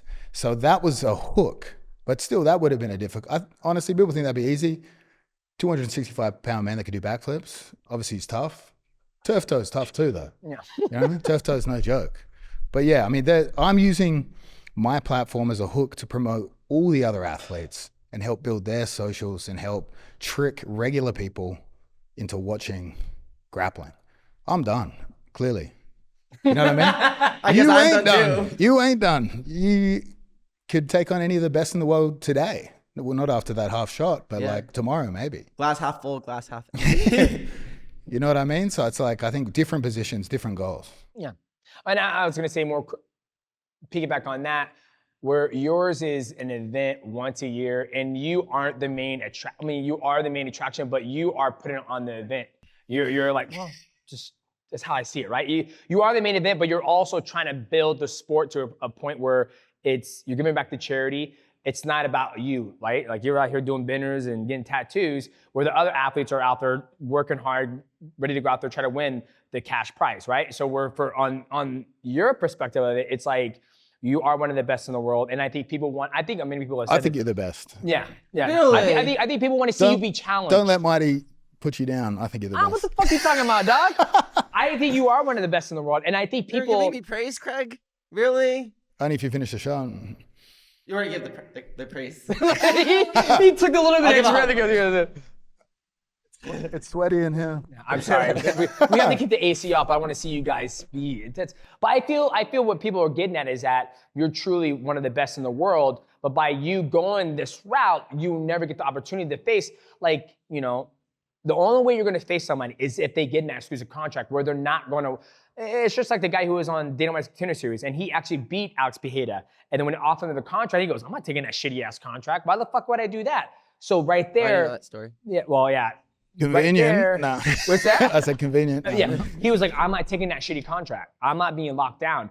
So we're never going to see that fight against Alex Pereira versus, I forget the gentleman's name. But for you, it's like you locked yourself in this jail where Diego Plata was like, he might look at the contract and goes, what the fuck? He goes, no, I'm not signing this shitty ass Baby contract. Shark's exclusive to one also. Well, so all of them, so it's the same problem as Rutolo's, Tackett, and Mika. They're all exclusive in the three. My argument would be that So then CGI is the middle ground for all three. That's your argument, right? Well, that's what I'd love it to be, but UFC waited until they saw the success of CJI to really go hard on the investment. Had they seen the potential at an earlier stage, then they would have been in a position to lock down all the best athletes in the world. I think that's the greatest error they've made here. And I think CJI is providing an out because we got athletes to sign contracts early because anyone, like say, for example, the grappling reality show, they asked those athletes, they said, are you doing CJI? Yes, sorry, you're out of the show. So I think they're trying to start the ball too late based off the success they saw off my event. And that's my biggest personal gripe with them. And it hurts. And I think, I'm going to, I'll throw to you. And I think every athlete should have the choice to be able to compete everywhere else, right? Because I remember me and you were talking about that when you're in one. I was like, dude, you should be able to go compete. If you can go over here, go compete at 80XE in the gi and make 20 Gs, why not? If you go over here, compete in this event, do this, you should be able to do it, right? So I think you should be able to do, especially when the event, it's one time a year, right? So I agree on Craig, especially if they're like, are you doing CJI? Yes, okay, you're fucking out. And then that's like, at the same time, maybe they have that power, they can do that. So I think that if it wasn't that the exclusive company was building somebody's brand, like investing money into the person, I agree 100%. But if they're doing a long-term investment in someone spending hundreds of thousands in marketing, like if they actually do put that effort in, I'm not saying that they will guaranteed. You guys said that to me before, but I'm saying that if they do that, and then you go to another place, they built up somebody, and then they go to another place, and then you help other people build up that are also exclusive in another rival organization, what did you just do? It's like they're donating publicity to somebody else. And I think that that's a big problem. I think it's a problem with the exclusive contracts. I don't think it's just UFC. I think it's all of them, which is why I said IBJJF before was nice, because all the best people would compete. But there's just no money in IBJJF, right? And that's why I stopped doing gi. Yep. I like gi way more than no gi. I'm a gi person still forever. But I do think that that makes a problem. Like if you invest money in somebody, then you don't want to just donate them to help other people. That's why UFC and MMA has that problem, right? Yep. I mean, that's just the biggest thing when it comes to exclusive, because they're trying to pass the Ali Act in mixed martial arts. They wanted it in mixed martial arts, but it's going back and forth. And now with UFC TKO trying to get into boxing, they're trying to change the wording of Ali Act. So that's just the one thing that scares everybody. It's just the monopoly of UFC practices in different sports, essentially. I was interrupted. I stopped myself. A burps and interrupt. Come on, man. I didn't interrupt. I didn't even make a sound. I think that's why I didn't hear any sounds. I feel bad for you because you take heat because people think they say, oh, Mikey's dodging tough opponents. I think just you can't get them because of the contracts you're stuck in. You want to face them and people believe you could beat them and the fans want to see it. And that's why I think a middle ground like CJI that's charity based, live and free off YouTube, that's taking years off my life, not to mention this, is a perfect middle ground where it's like for a greater good. And if the UFC BJJ has the best athletes, then they will win this event. Obviously, they will take risks with injuries, but the athletes, like, build your events around it. You know what I mean? Like, so here's a question. Why don't you think they will do that? Like your honest opinion, like why, I don't understand why they wouldn't do that. pure pettiness, but I respect that, to be honest, But at the end of the day, that's what I think it is. Because we were on good terms until I turned down the financial offer they offered me. I agree with Craig that I've been trying hard to fight the best opponents. 80cc is a heavier weight class for me. Being a lighter competitor, like doing multiple matches with people heavier and stronger is very hard. You agree with that as a competitor, right? So I tried very hard to fight Baby Shark for like almost 2 years now. I think like 6-7 times the match went through. I fell through. Mm-hmm. And then I fought Gabriel Souza, who got second place at AACC because of that. So I've been looking to have hard opponents. Definitely Craig is one of the best in the world. It would be hell for me to fight Craig. The Rutolos, all these people were very tough people for me. But yeah, the exclusivity makes problems, right? Tackets, Rutolos, Mika, they all have this problem as well. And that is a problem right now in the short run. So I think in the short term of jiu-jitsu, right now, because of those 3 exclusive platforms, there will be problems with us setting up these matches. I think in the long run, maybe, hopefully by then, everyone's in one place like IBJJF. That's why I keep bringing up IBJJF. That's the only place where, and 80cc probably too, where everyone got together and has those hard matches. I'm not against having a hard match. I would love to compete with anyone in my weight class. I'm not the best in the world outside of my weight class. I just do the best I can in my weight class. But you're prohibited based on the contract, right? Because I would say that the other 2 organizations allow their athletes to do a CJI type event in which they could potentially face the best in the world. So the only organization out there that isn't allowing their athletes to potentially face the best is UFC BJJ. Just keep raising my hand. You love a salute? No. No, I really want to show you guys I'm trying. This is the best I've done so far ever in my life, like not interrupting people. Proud of you. But no, I agree that right now UFC was the only one because they're trying to do what they did in MMA, and they went from 2001 being almost bankrupt with their organization to building the powerhouse that it is right now. I still have this drink. But I think that they have a business plan, a long-term plan, and I think that that's something cool that could happen in grappling. Is it the best thing? We'll see. I just think from my experience, I'm willing to invest in it and see how that turns out. Can I be wrong? Of course.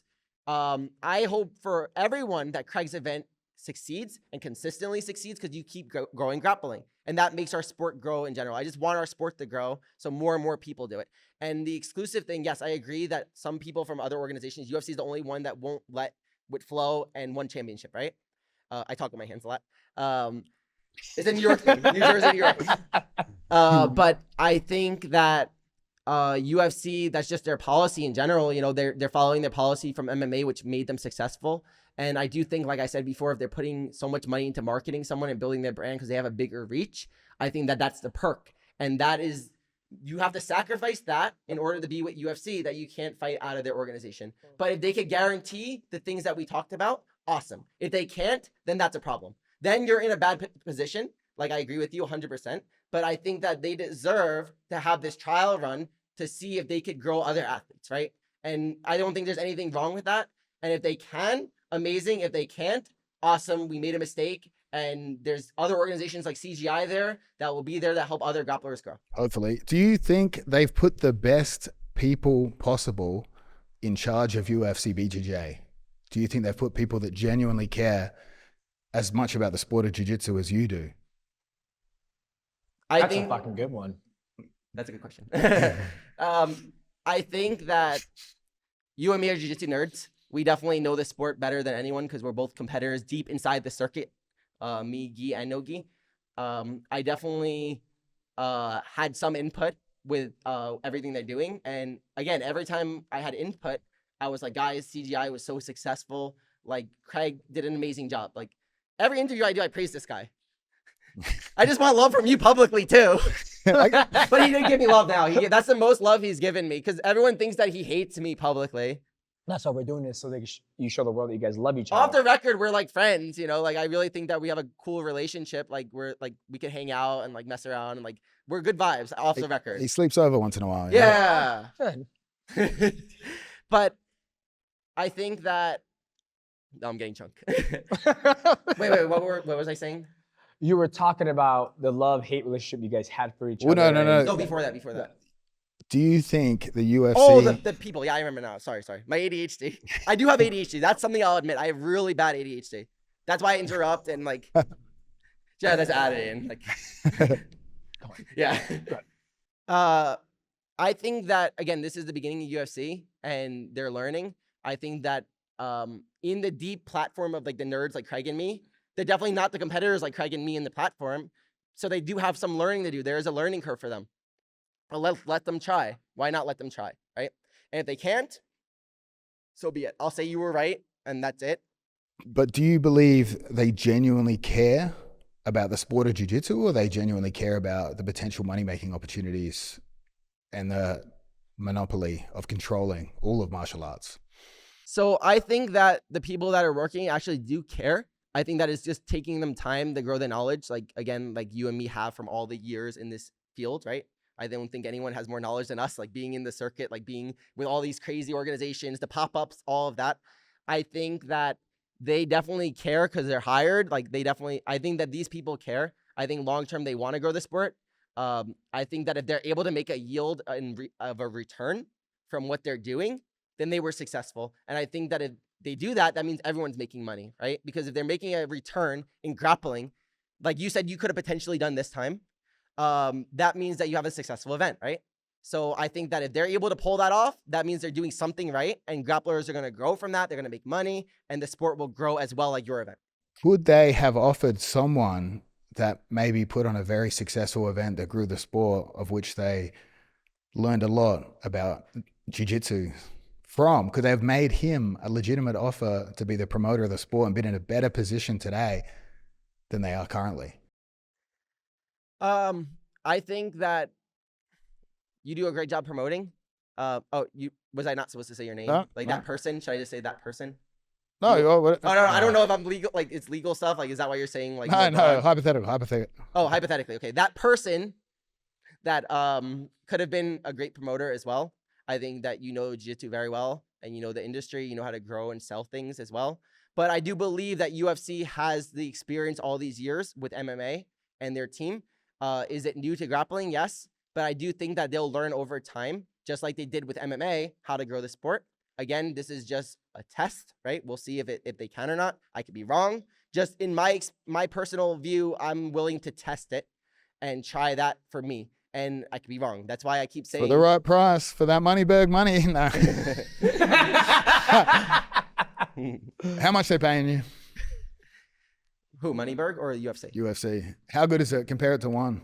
I think that both organizations took care of me. Like, I am grateful for one, how they paid me.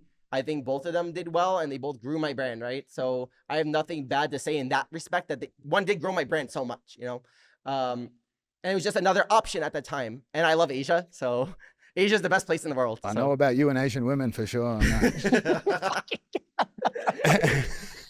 Yeah. Okay, I have one more question to close it out, and I want you guys to get your last statement on this whole thing. So I feel, go ahead. I'll finish. Yeah. The last one. Mighty? I'm good, sir. Thank you. I'll take us for this. I mean, I've got to be careful what I say here legally, but the meetings I have had with UFC staff, they do not give one fuck about grappling whatsoever. I think at the end of the day, I can agree with you because it's almost like if they're not going to make any money, I mean, look at my black ass. I wasn't making any money. They shipped my black ass out. I was like, you ain't making money, even though you're the best in the world. Get your black ass out of here, right? So, I mean, at some point, you could look at it that way, right? Like, you look at a guy like Muhammad Mokaev, greatest fighter, one of the best fighters in the world, hard to deal with. Was he truly making the company money? Nope, let's get him out of here. Where you have guys who aren't the best fighters in the world, and they might be making them money, right? Who's that? Oh, fuck. Throw someone under the bus, so we're not. So it's not just us. who do you think should be kept in the UFC, Michael, but they're super exciting? There you go. Right there. Fair enough. Right there, right? It's like Tai Tuivasa.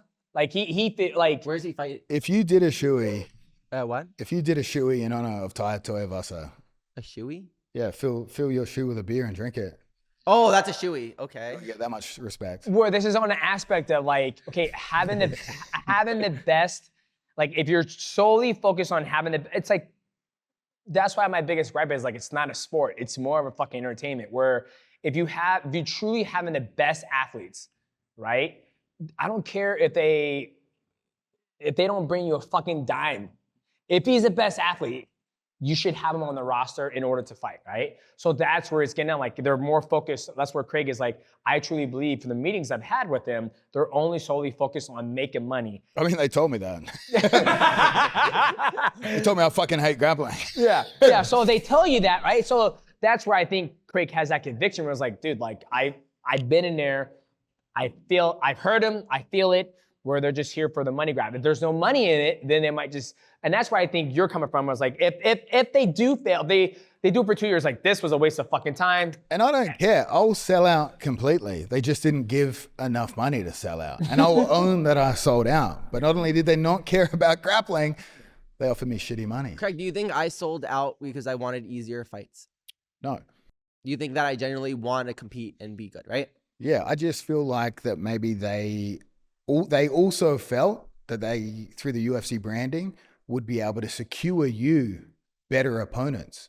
And now they've had roadblocks in doing that. And now you're getting attacked online because people are thinking that you are choosing these opponents, but you're choosing the best of a bad bunch. I get stuck, yeah. Yeah, so it's like, unfortunately for you, you become the focal point, not the organization. And I do feel bad about that. I think, again, that everyone deserves a chance.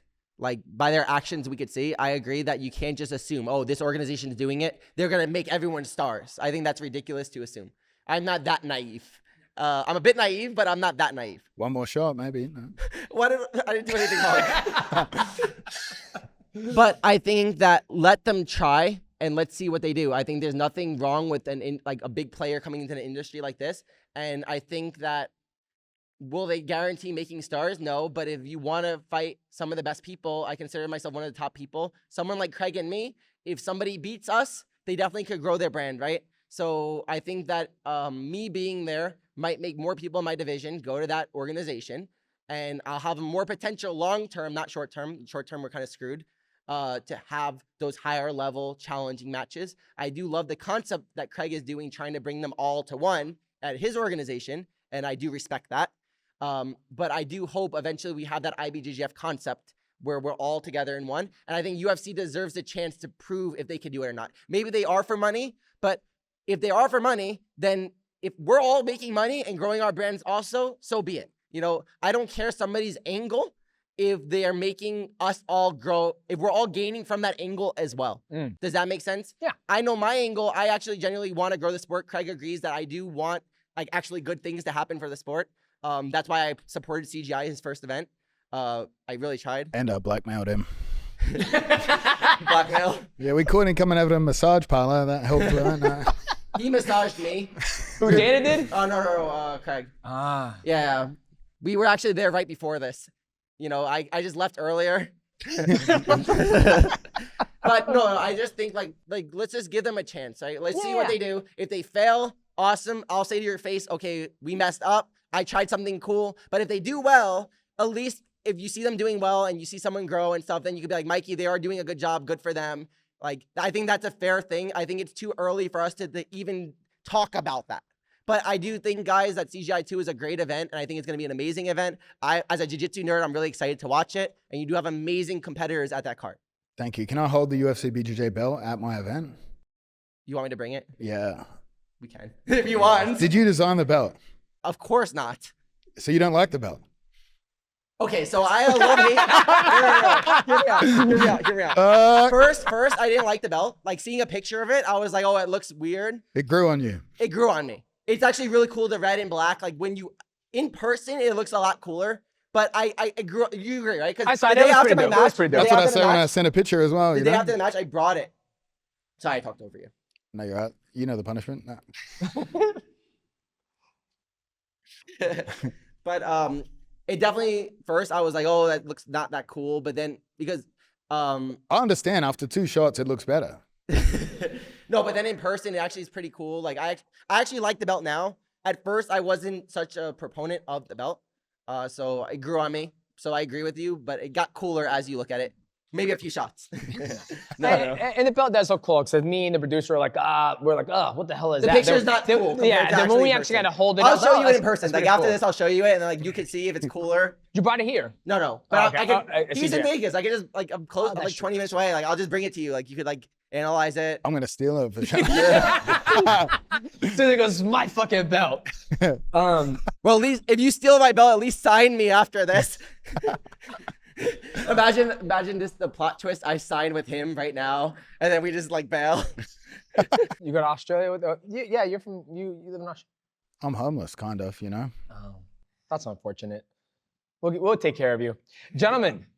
Closing statements, right? I'll give you opportunity to do a closed statement. I'll give you opportunity to close statement. Then we'll wrap this up. I appreciate your guys' time, and I think a lot of people appreciate you giving your viewpoint of what you think is going on with UFC BJJ and how you feel this is the best path to get to where you want to, not in the short term, but in the long term, right? Yep. And I think a lot of us, you know, obviously you know more behind the scenes than we do because you've done business with them.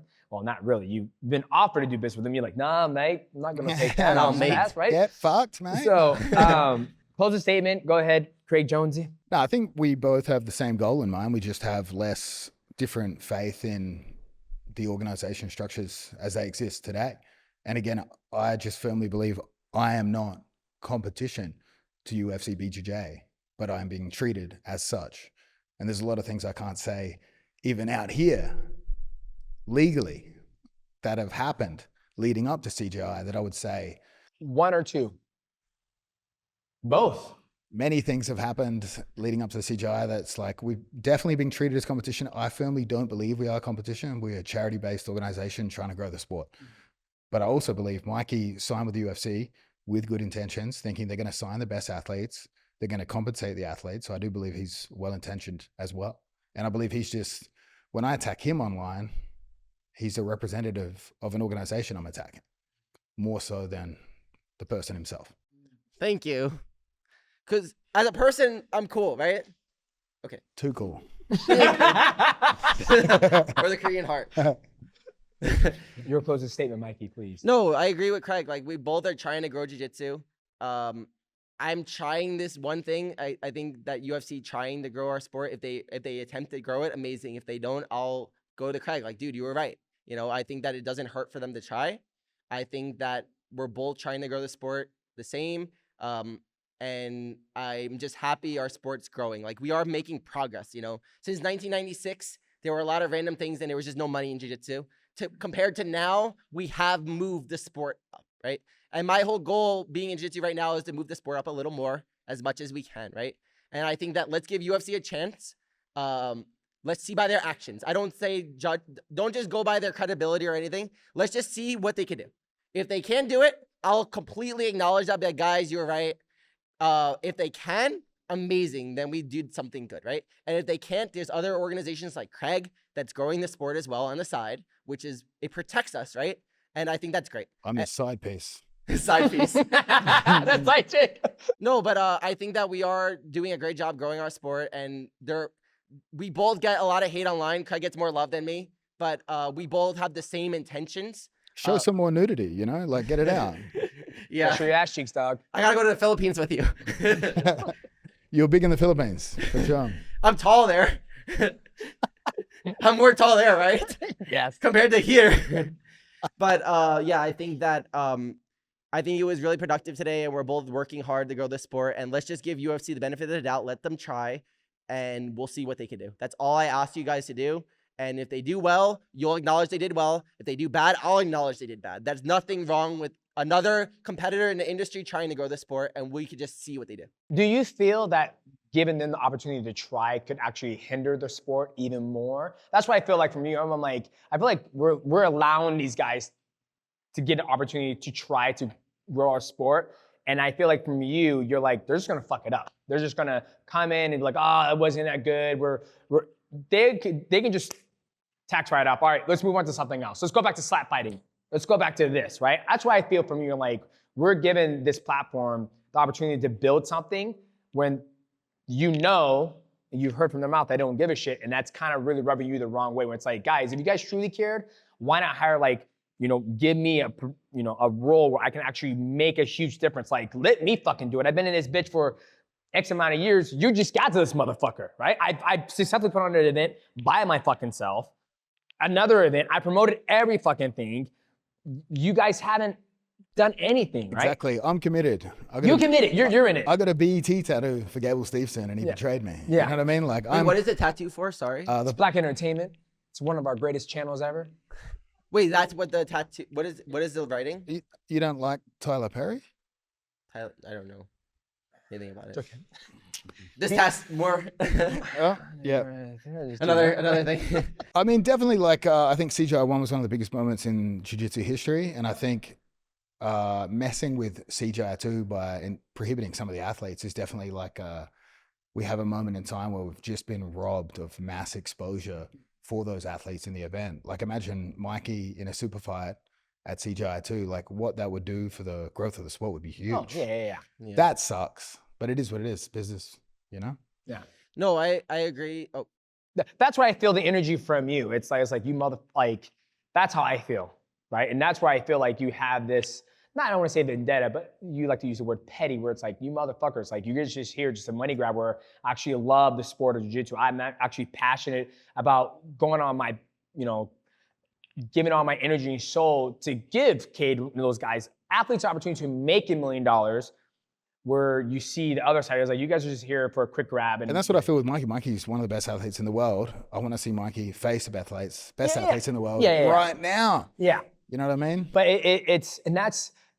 and I always laugh about it, like, when it comes, like, the monopoly is like, you look at fucking boxing. How long has it taken us to get Gervonta Davis versus Shakur Stevenson, right? Like, you're never gonna fucking see that fight. You're never gonna see it. Or how long did it take to get Gervonta Davis taking on Ryan Garcia, or fucking Deontay Wilder we haven't seen Deontay Wilder take on Anthony Joshua. It's like, it's double-edged sword, right? It's like, you do exclusive, you don't do exclusive, but it's like, yours is one time a year where you can potentially get the opportunity to see the best athletes fight each other. He needs to broker the peace deal. You know what I mean? Mikey needs to broker the peace deal. CJI, UFC BJJ, all three organizations together. If they were to do, because I know you've been talking about CJI, UFC. CJI one. You just interrupted me. Oh, shit! Wait, why are you giving me alcohol Yeah, now? give me one too. I'll take one for the team. I'm sitting here trying to finish my thought. Now I gotta fucking remember what to say. He was talking. That's why he's drinking too. Now, You twisted my arm. if you can sip on that. Thank you. If I know you talked about, like, we talked about on the podcast, you said that, CJI 2 might be the last one, right? Because you don't want to, you might want to do third one. If CJI 2 is going to be successful, I have no doubt, we get past this. If the UFC and Craig Jones can come to terms and make love. Who's the top there in those clapping cheek sounds? Where would you like to be? You want to be on top or bottom? Depends who it Is is. your catcher? Dana White. Okay, Dana White, right? If you guys come to terms, you guys are on good terms, and they allow UFC athletes to compete at CJI 3, would you do CJI 3? 100%. I'd promote the fuck out of UFC BJJ if they just come to the table and be kind people. You know what I mean? Like, it's a charity organization. Yeah. Must be nice to win $1 million. It sucks to give away $1 million. Yeah. You know what I mean? Yeah. No, I agree that giving away $1 million is very hard. Like, props to Craig for even getting funding to give $1 million to people. Like, that's very difficult to do. You know, that's where. Yeah. Get out the knee pads and socks. Jokes man. on everyone. That's Craig's new sponsor. He comes in right now, guys. CGI. That's the plot twist that everyone's waiting for. But Yeah.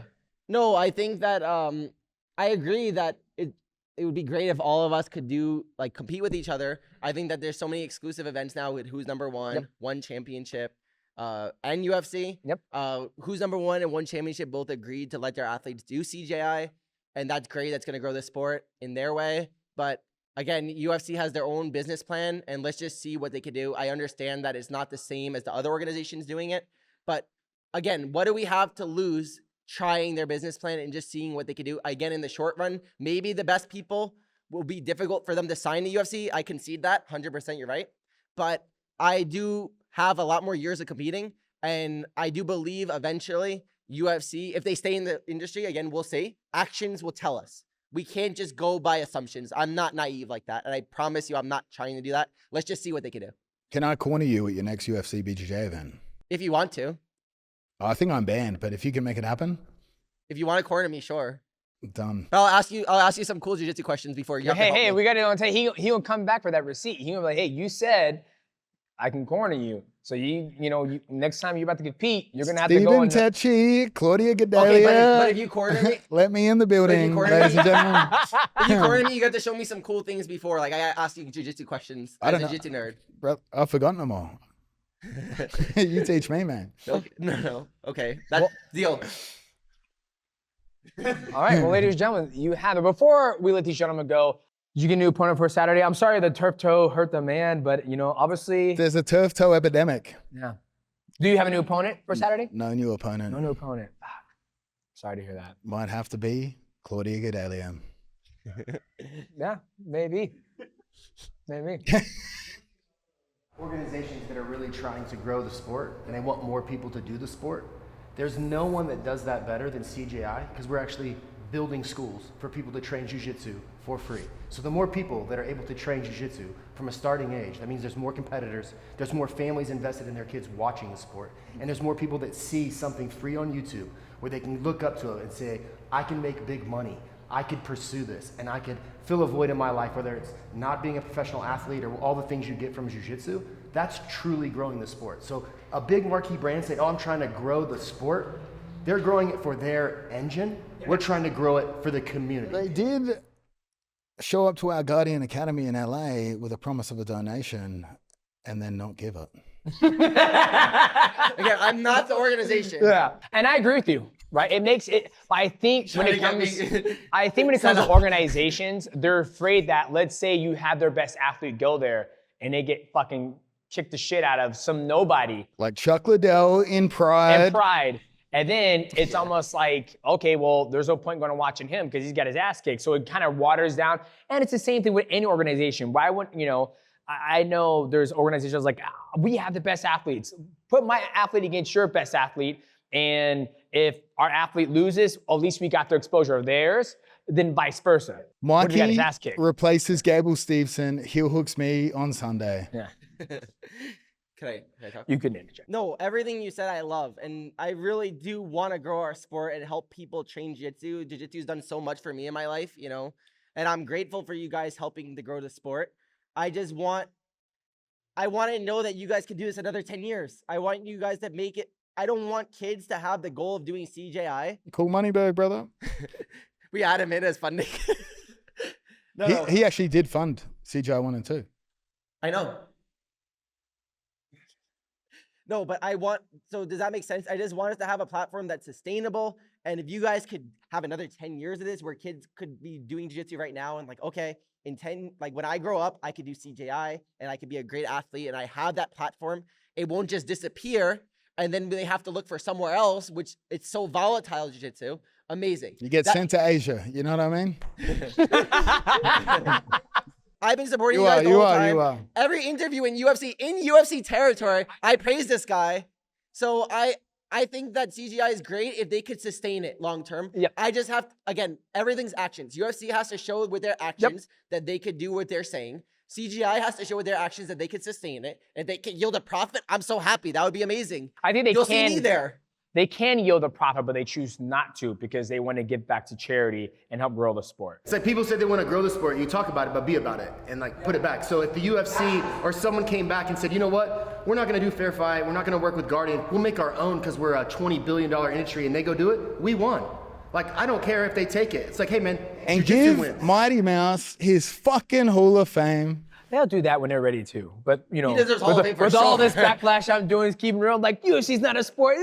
We're giving you the CJI Hall of Fame. Thank you. I appreciate that. I'll show it up. Like, it's fun to be a black man in jiu-jitsu, just getting this bitch and getting all day. Woo! Yeah, respect. Yeah! Yeah! I saw that and I was like, What did you think of the Laranja video? I thought they were great. Look at them, huh? He's a woman. It's humorous, huh? I love that. And then when he was like, you fucking kidding me? Craig Jones in here. He goes, why don't you go stay with those kids who got cancer? What kind of cancer? Like, I grew up watching Renato Laundry. He's hilarious. Man, I showed my dad. My dad goes, why's he got a fucking robe? And I was like, Dad, that is a fucking gi. Have some respect on it, man.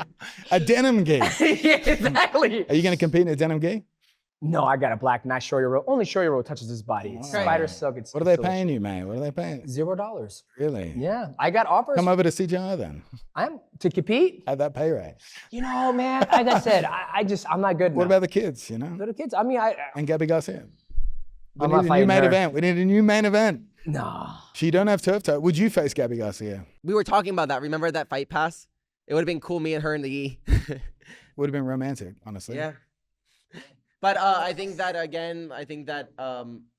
we all see we have good intentions. Of course, yeah. Like, I don't think anyone has bad intentions here. And Mighty, maybe. I don't know. oh yeah, he has bad intentions, of course. But he has a nice chair. You and me are sitting on this chair. Must be nice with that chair. Hey, you guys turn the fucking chairs back where your backs are being supported. I don't want to hear that bullshit. We had our legs spread facing each other, mate. That's dangerous. You guys grapple all fucking day. So when you guys legs He are open does, like I that, I'm not very flexible. That's a real athlete over there. you are a real athlete. Oh, what too. I wanted to say is, because I'm drunk now, so I forgot. You and Renato Laranja should corner me. So I need the Portuguese coaching, of course. Because I'm Brazilian now, right? You are. You Yeah. are. Okay, gentlemen. Well, before I let you guys go, here is an opportunity for you to say. We already did promote that. anything. Well, he didn't. He didn't say. Make sure you guys follow me on, Instagram, and also check out CJI okay. too. So this is your opportunity. I'll to endorse promote it your too. event. I've been endorsing it. You fight. It's his turn. I didn't, Come on. but I didn't interrupt you. You kind of did a little Did bit. I? was talking, and you were like, oh, I already did. I already drank a lot of shots. Here, you know, I you was do- only supposed to drink one. If you finish it, I'll do a UFC BJJ plug right now. But you're cornering me anyway. Company's on the line, brother. If you finish it, You just want me to get wasted on here? Sip. One sip. Is that a fair compromise? if you do the whole thing, I'll go all out. But a nice plug. Oh, I'll do a shot for you guys helping kids start jiu-jitsu. I think that's amazing. it's all a liar. Fuck those kids. Nah. Mikey Musumeci will be competing on UFC BJJ when? October 2nd. Against a legitimate opponent. You guys should all watch it live and free on YouTube, Yes, sir. which I respect, which they copied from me, but I respect it. But I'm excited to see that. And I'm excited to see Mighty Mouse face Gabby Garcia this Sunday in a Turkish oil wrestling match. And he's agreed to do it absolutely free. You want to promote CJI too? Yeah, you I'll guys. promote it for you if you, You want. guys, yeah. You go for Because he it. promoted me, now I'll do. Sounds And good. also, shout out to Turf Toe. Oh, turf toe? It's a serious injury. And the tattoo you have. BET. Yeah, B-E-T. Yeah. Okay. Black Entertainment. Black Entertainment. Shout out Black Entertainment Channel. Shout out Black Entertainment Channel. And guys, please tune in. It's 29th and 30th? 31st. 31st. Okay. Guys, please tune in to CGI too. August, right? We're in August. We're in August, yes, sir. I'm drunk right now, guys. Okay, let me go ahead and August just write 30th this and right here. 31st, This man does CJI have- 2. It should be an amazing event, and please support Jiu-Jitsu's growth. What do you mean should? What? Oh, Nah. it will. Okay, you want that direct? There's really cool fights. As a jiu-jitsu nerd, I'm really excited to watch those matches. And please tune in and support our growth of our sport. I'll definitely be watching. Mike, you'll be there front row With the UFC belt. with the UFC belt until I steal it. Well, there you go, ladies and gentlemen. We just had a great debate between Craig Jones and Mikey. I believe these gentlemen are all in the pursuit of trying to make jiu-jitsu the best it can be. So please give a like and a follow to the channel. Subscribe as well. And go follow Craig Jones on Instagram and also Mikey Musumeci. Make sure you check out CJI 2, free and live on YouTube. And you can also follow Mikey when he fights. No, excuse me. He will also be competing at UFC BJJ Who's the opponent? 3. 3. UFC October BJJ. Who is it? Whisper it. I can't say that. He can't say contract. We don't You want wanna to get sue. me We sued, got Craig? this part. I'm already getting sued. Fuck it. Go Oh, ahead. God Do you damn want it. me in the lawsuit with you? Yeah. Make sure you check out UFC BJJ 3. You better give me matches if I get sued now. You got Zuck's lawyers, brother. Come on. It's okay. UFC Oh, BJJ you guys are trying 3, to kill me. live and free on YouTube. That is it for this episode of the MIGHTYCAST. Please leave a comment down below if you agree with, who do you agree with more? Do you agree with Craig Jones or do you agree with Mikey Musumeci? We'll see you guys in the next episode of the MIGHTYCAST. Good job, gentlemen. Good job. Good job. What's going on, guys? Welcome back to another episode of the MIGHTYCAST. And we just had a mighty debate between two of the greatest grapplers to ever grace this earth, Craig Jones and Mikey Musumeci. And I'm going to recap everything I took away from that discussion, the debate. With Craig Jones, like I said before, I feel like he feels that the UFC should have gave him an opportunity to run with building UFC BJJ, just because he's been in this sport for a very, very long time. He's proven that he can do it. He's done it on his own. Obviously, he had amazing help from his team. Whereas Craig has stated that he's had conversations with the UFC BJJ where they're solely in it to make money. And I feel with Mikey, I said it before on the MIGHTYCAST, where I feel like Mikey is a man finding the best place to help build jiu-jitsu, and he believes that UFC BJJ is going to do that. Now, obviously, they both have mutual respect. They have a lot of respect for each other. I don't want to say mutual. They truly look at one another as one of the greatest athlete in their own division. And I think what Craig Jones is doing, how he feels that the UFC views him as competition, when in reality, he's really not. He only competes, he only has an event once a year, right? Where he allows everybody to come to the event and compete. Everybody's going to get paid, you know, with inflation, it's $10,002. And the team format, that team's going to win $1 million.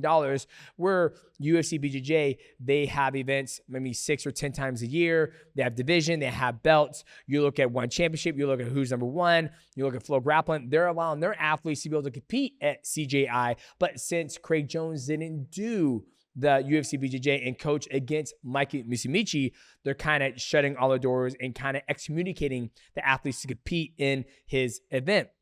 Now, on Mikey, on the flip side, Mikey wants to give UFC an opportunity to prove that they're able to build UFC BJJ and give athletes the opportunity to make more money.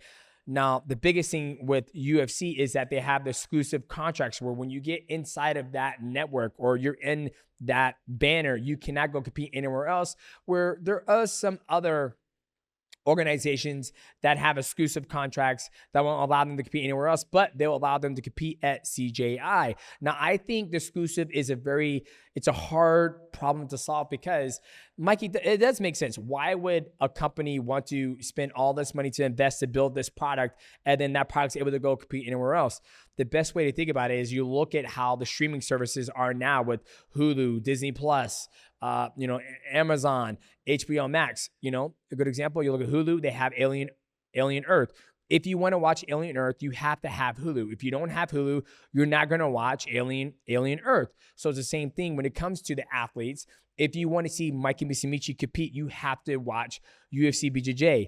If you want to see this athlete compete, you have to go watch him on that platform. So that's what exclusive does. And it, some might think it does hinder the sport because you're not going to see the best compete against the best. But when you see the best compete against the best, does it grow the sport or does it make the sport look boring because they're so both evenly matched?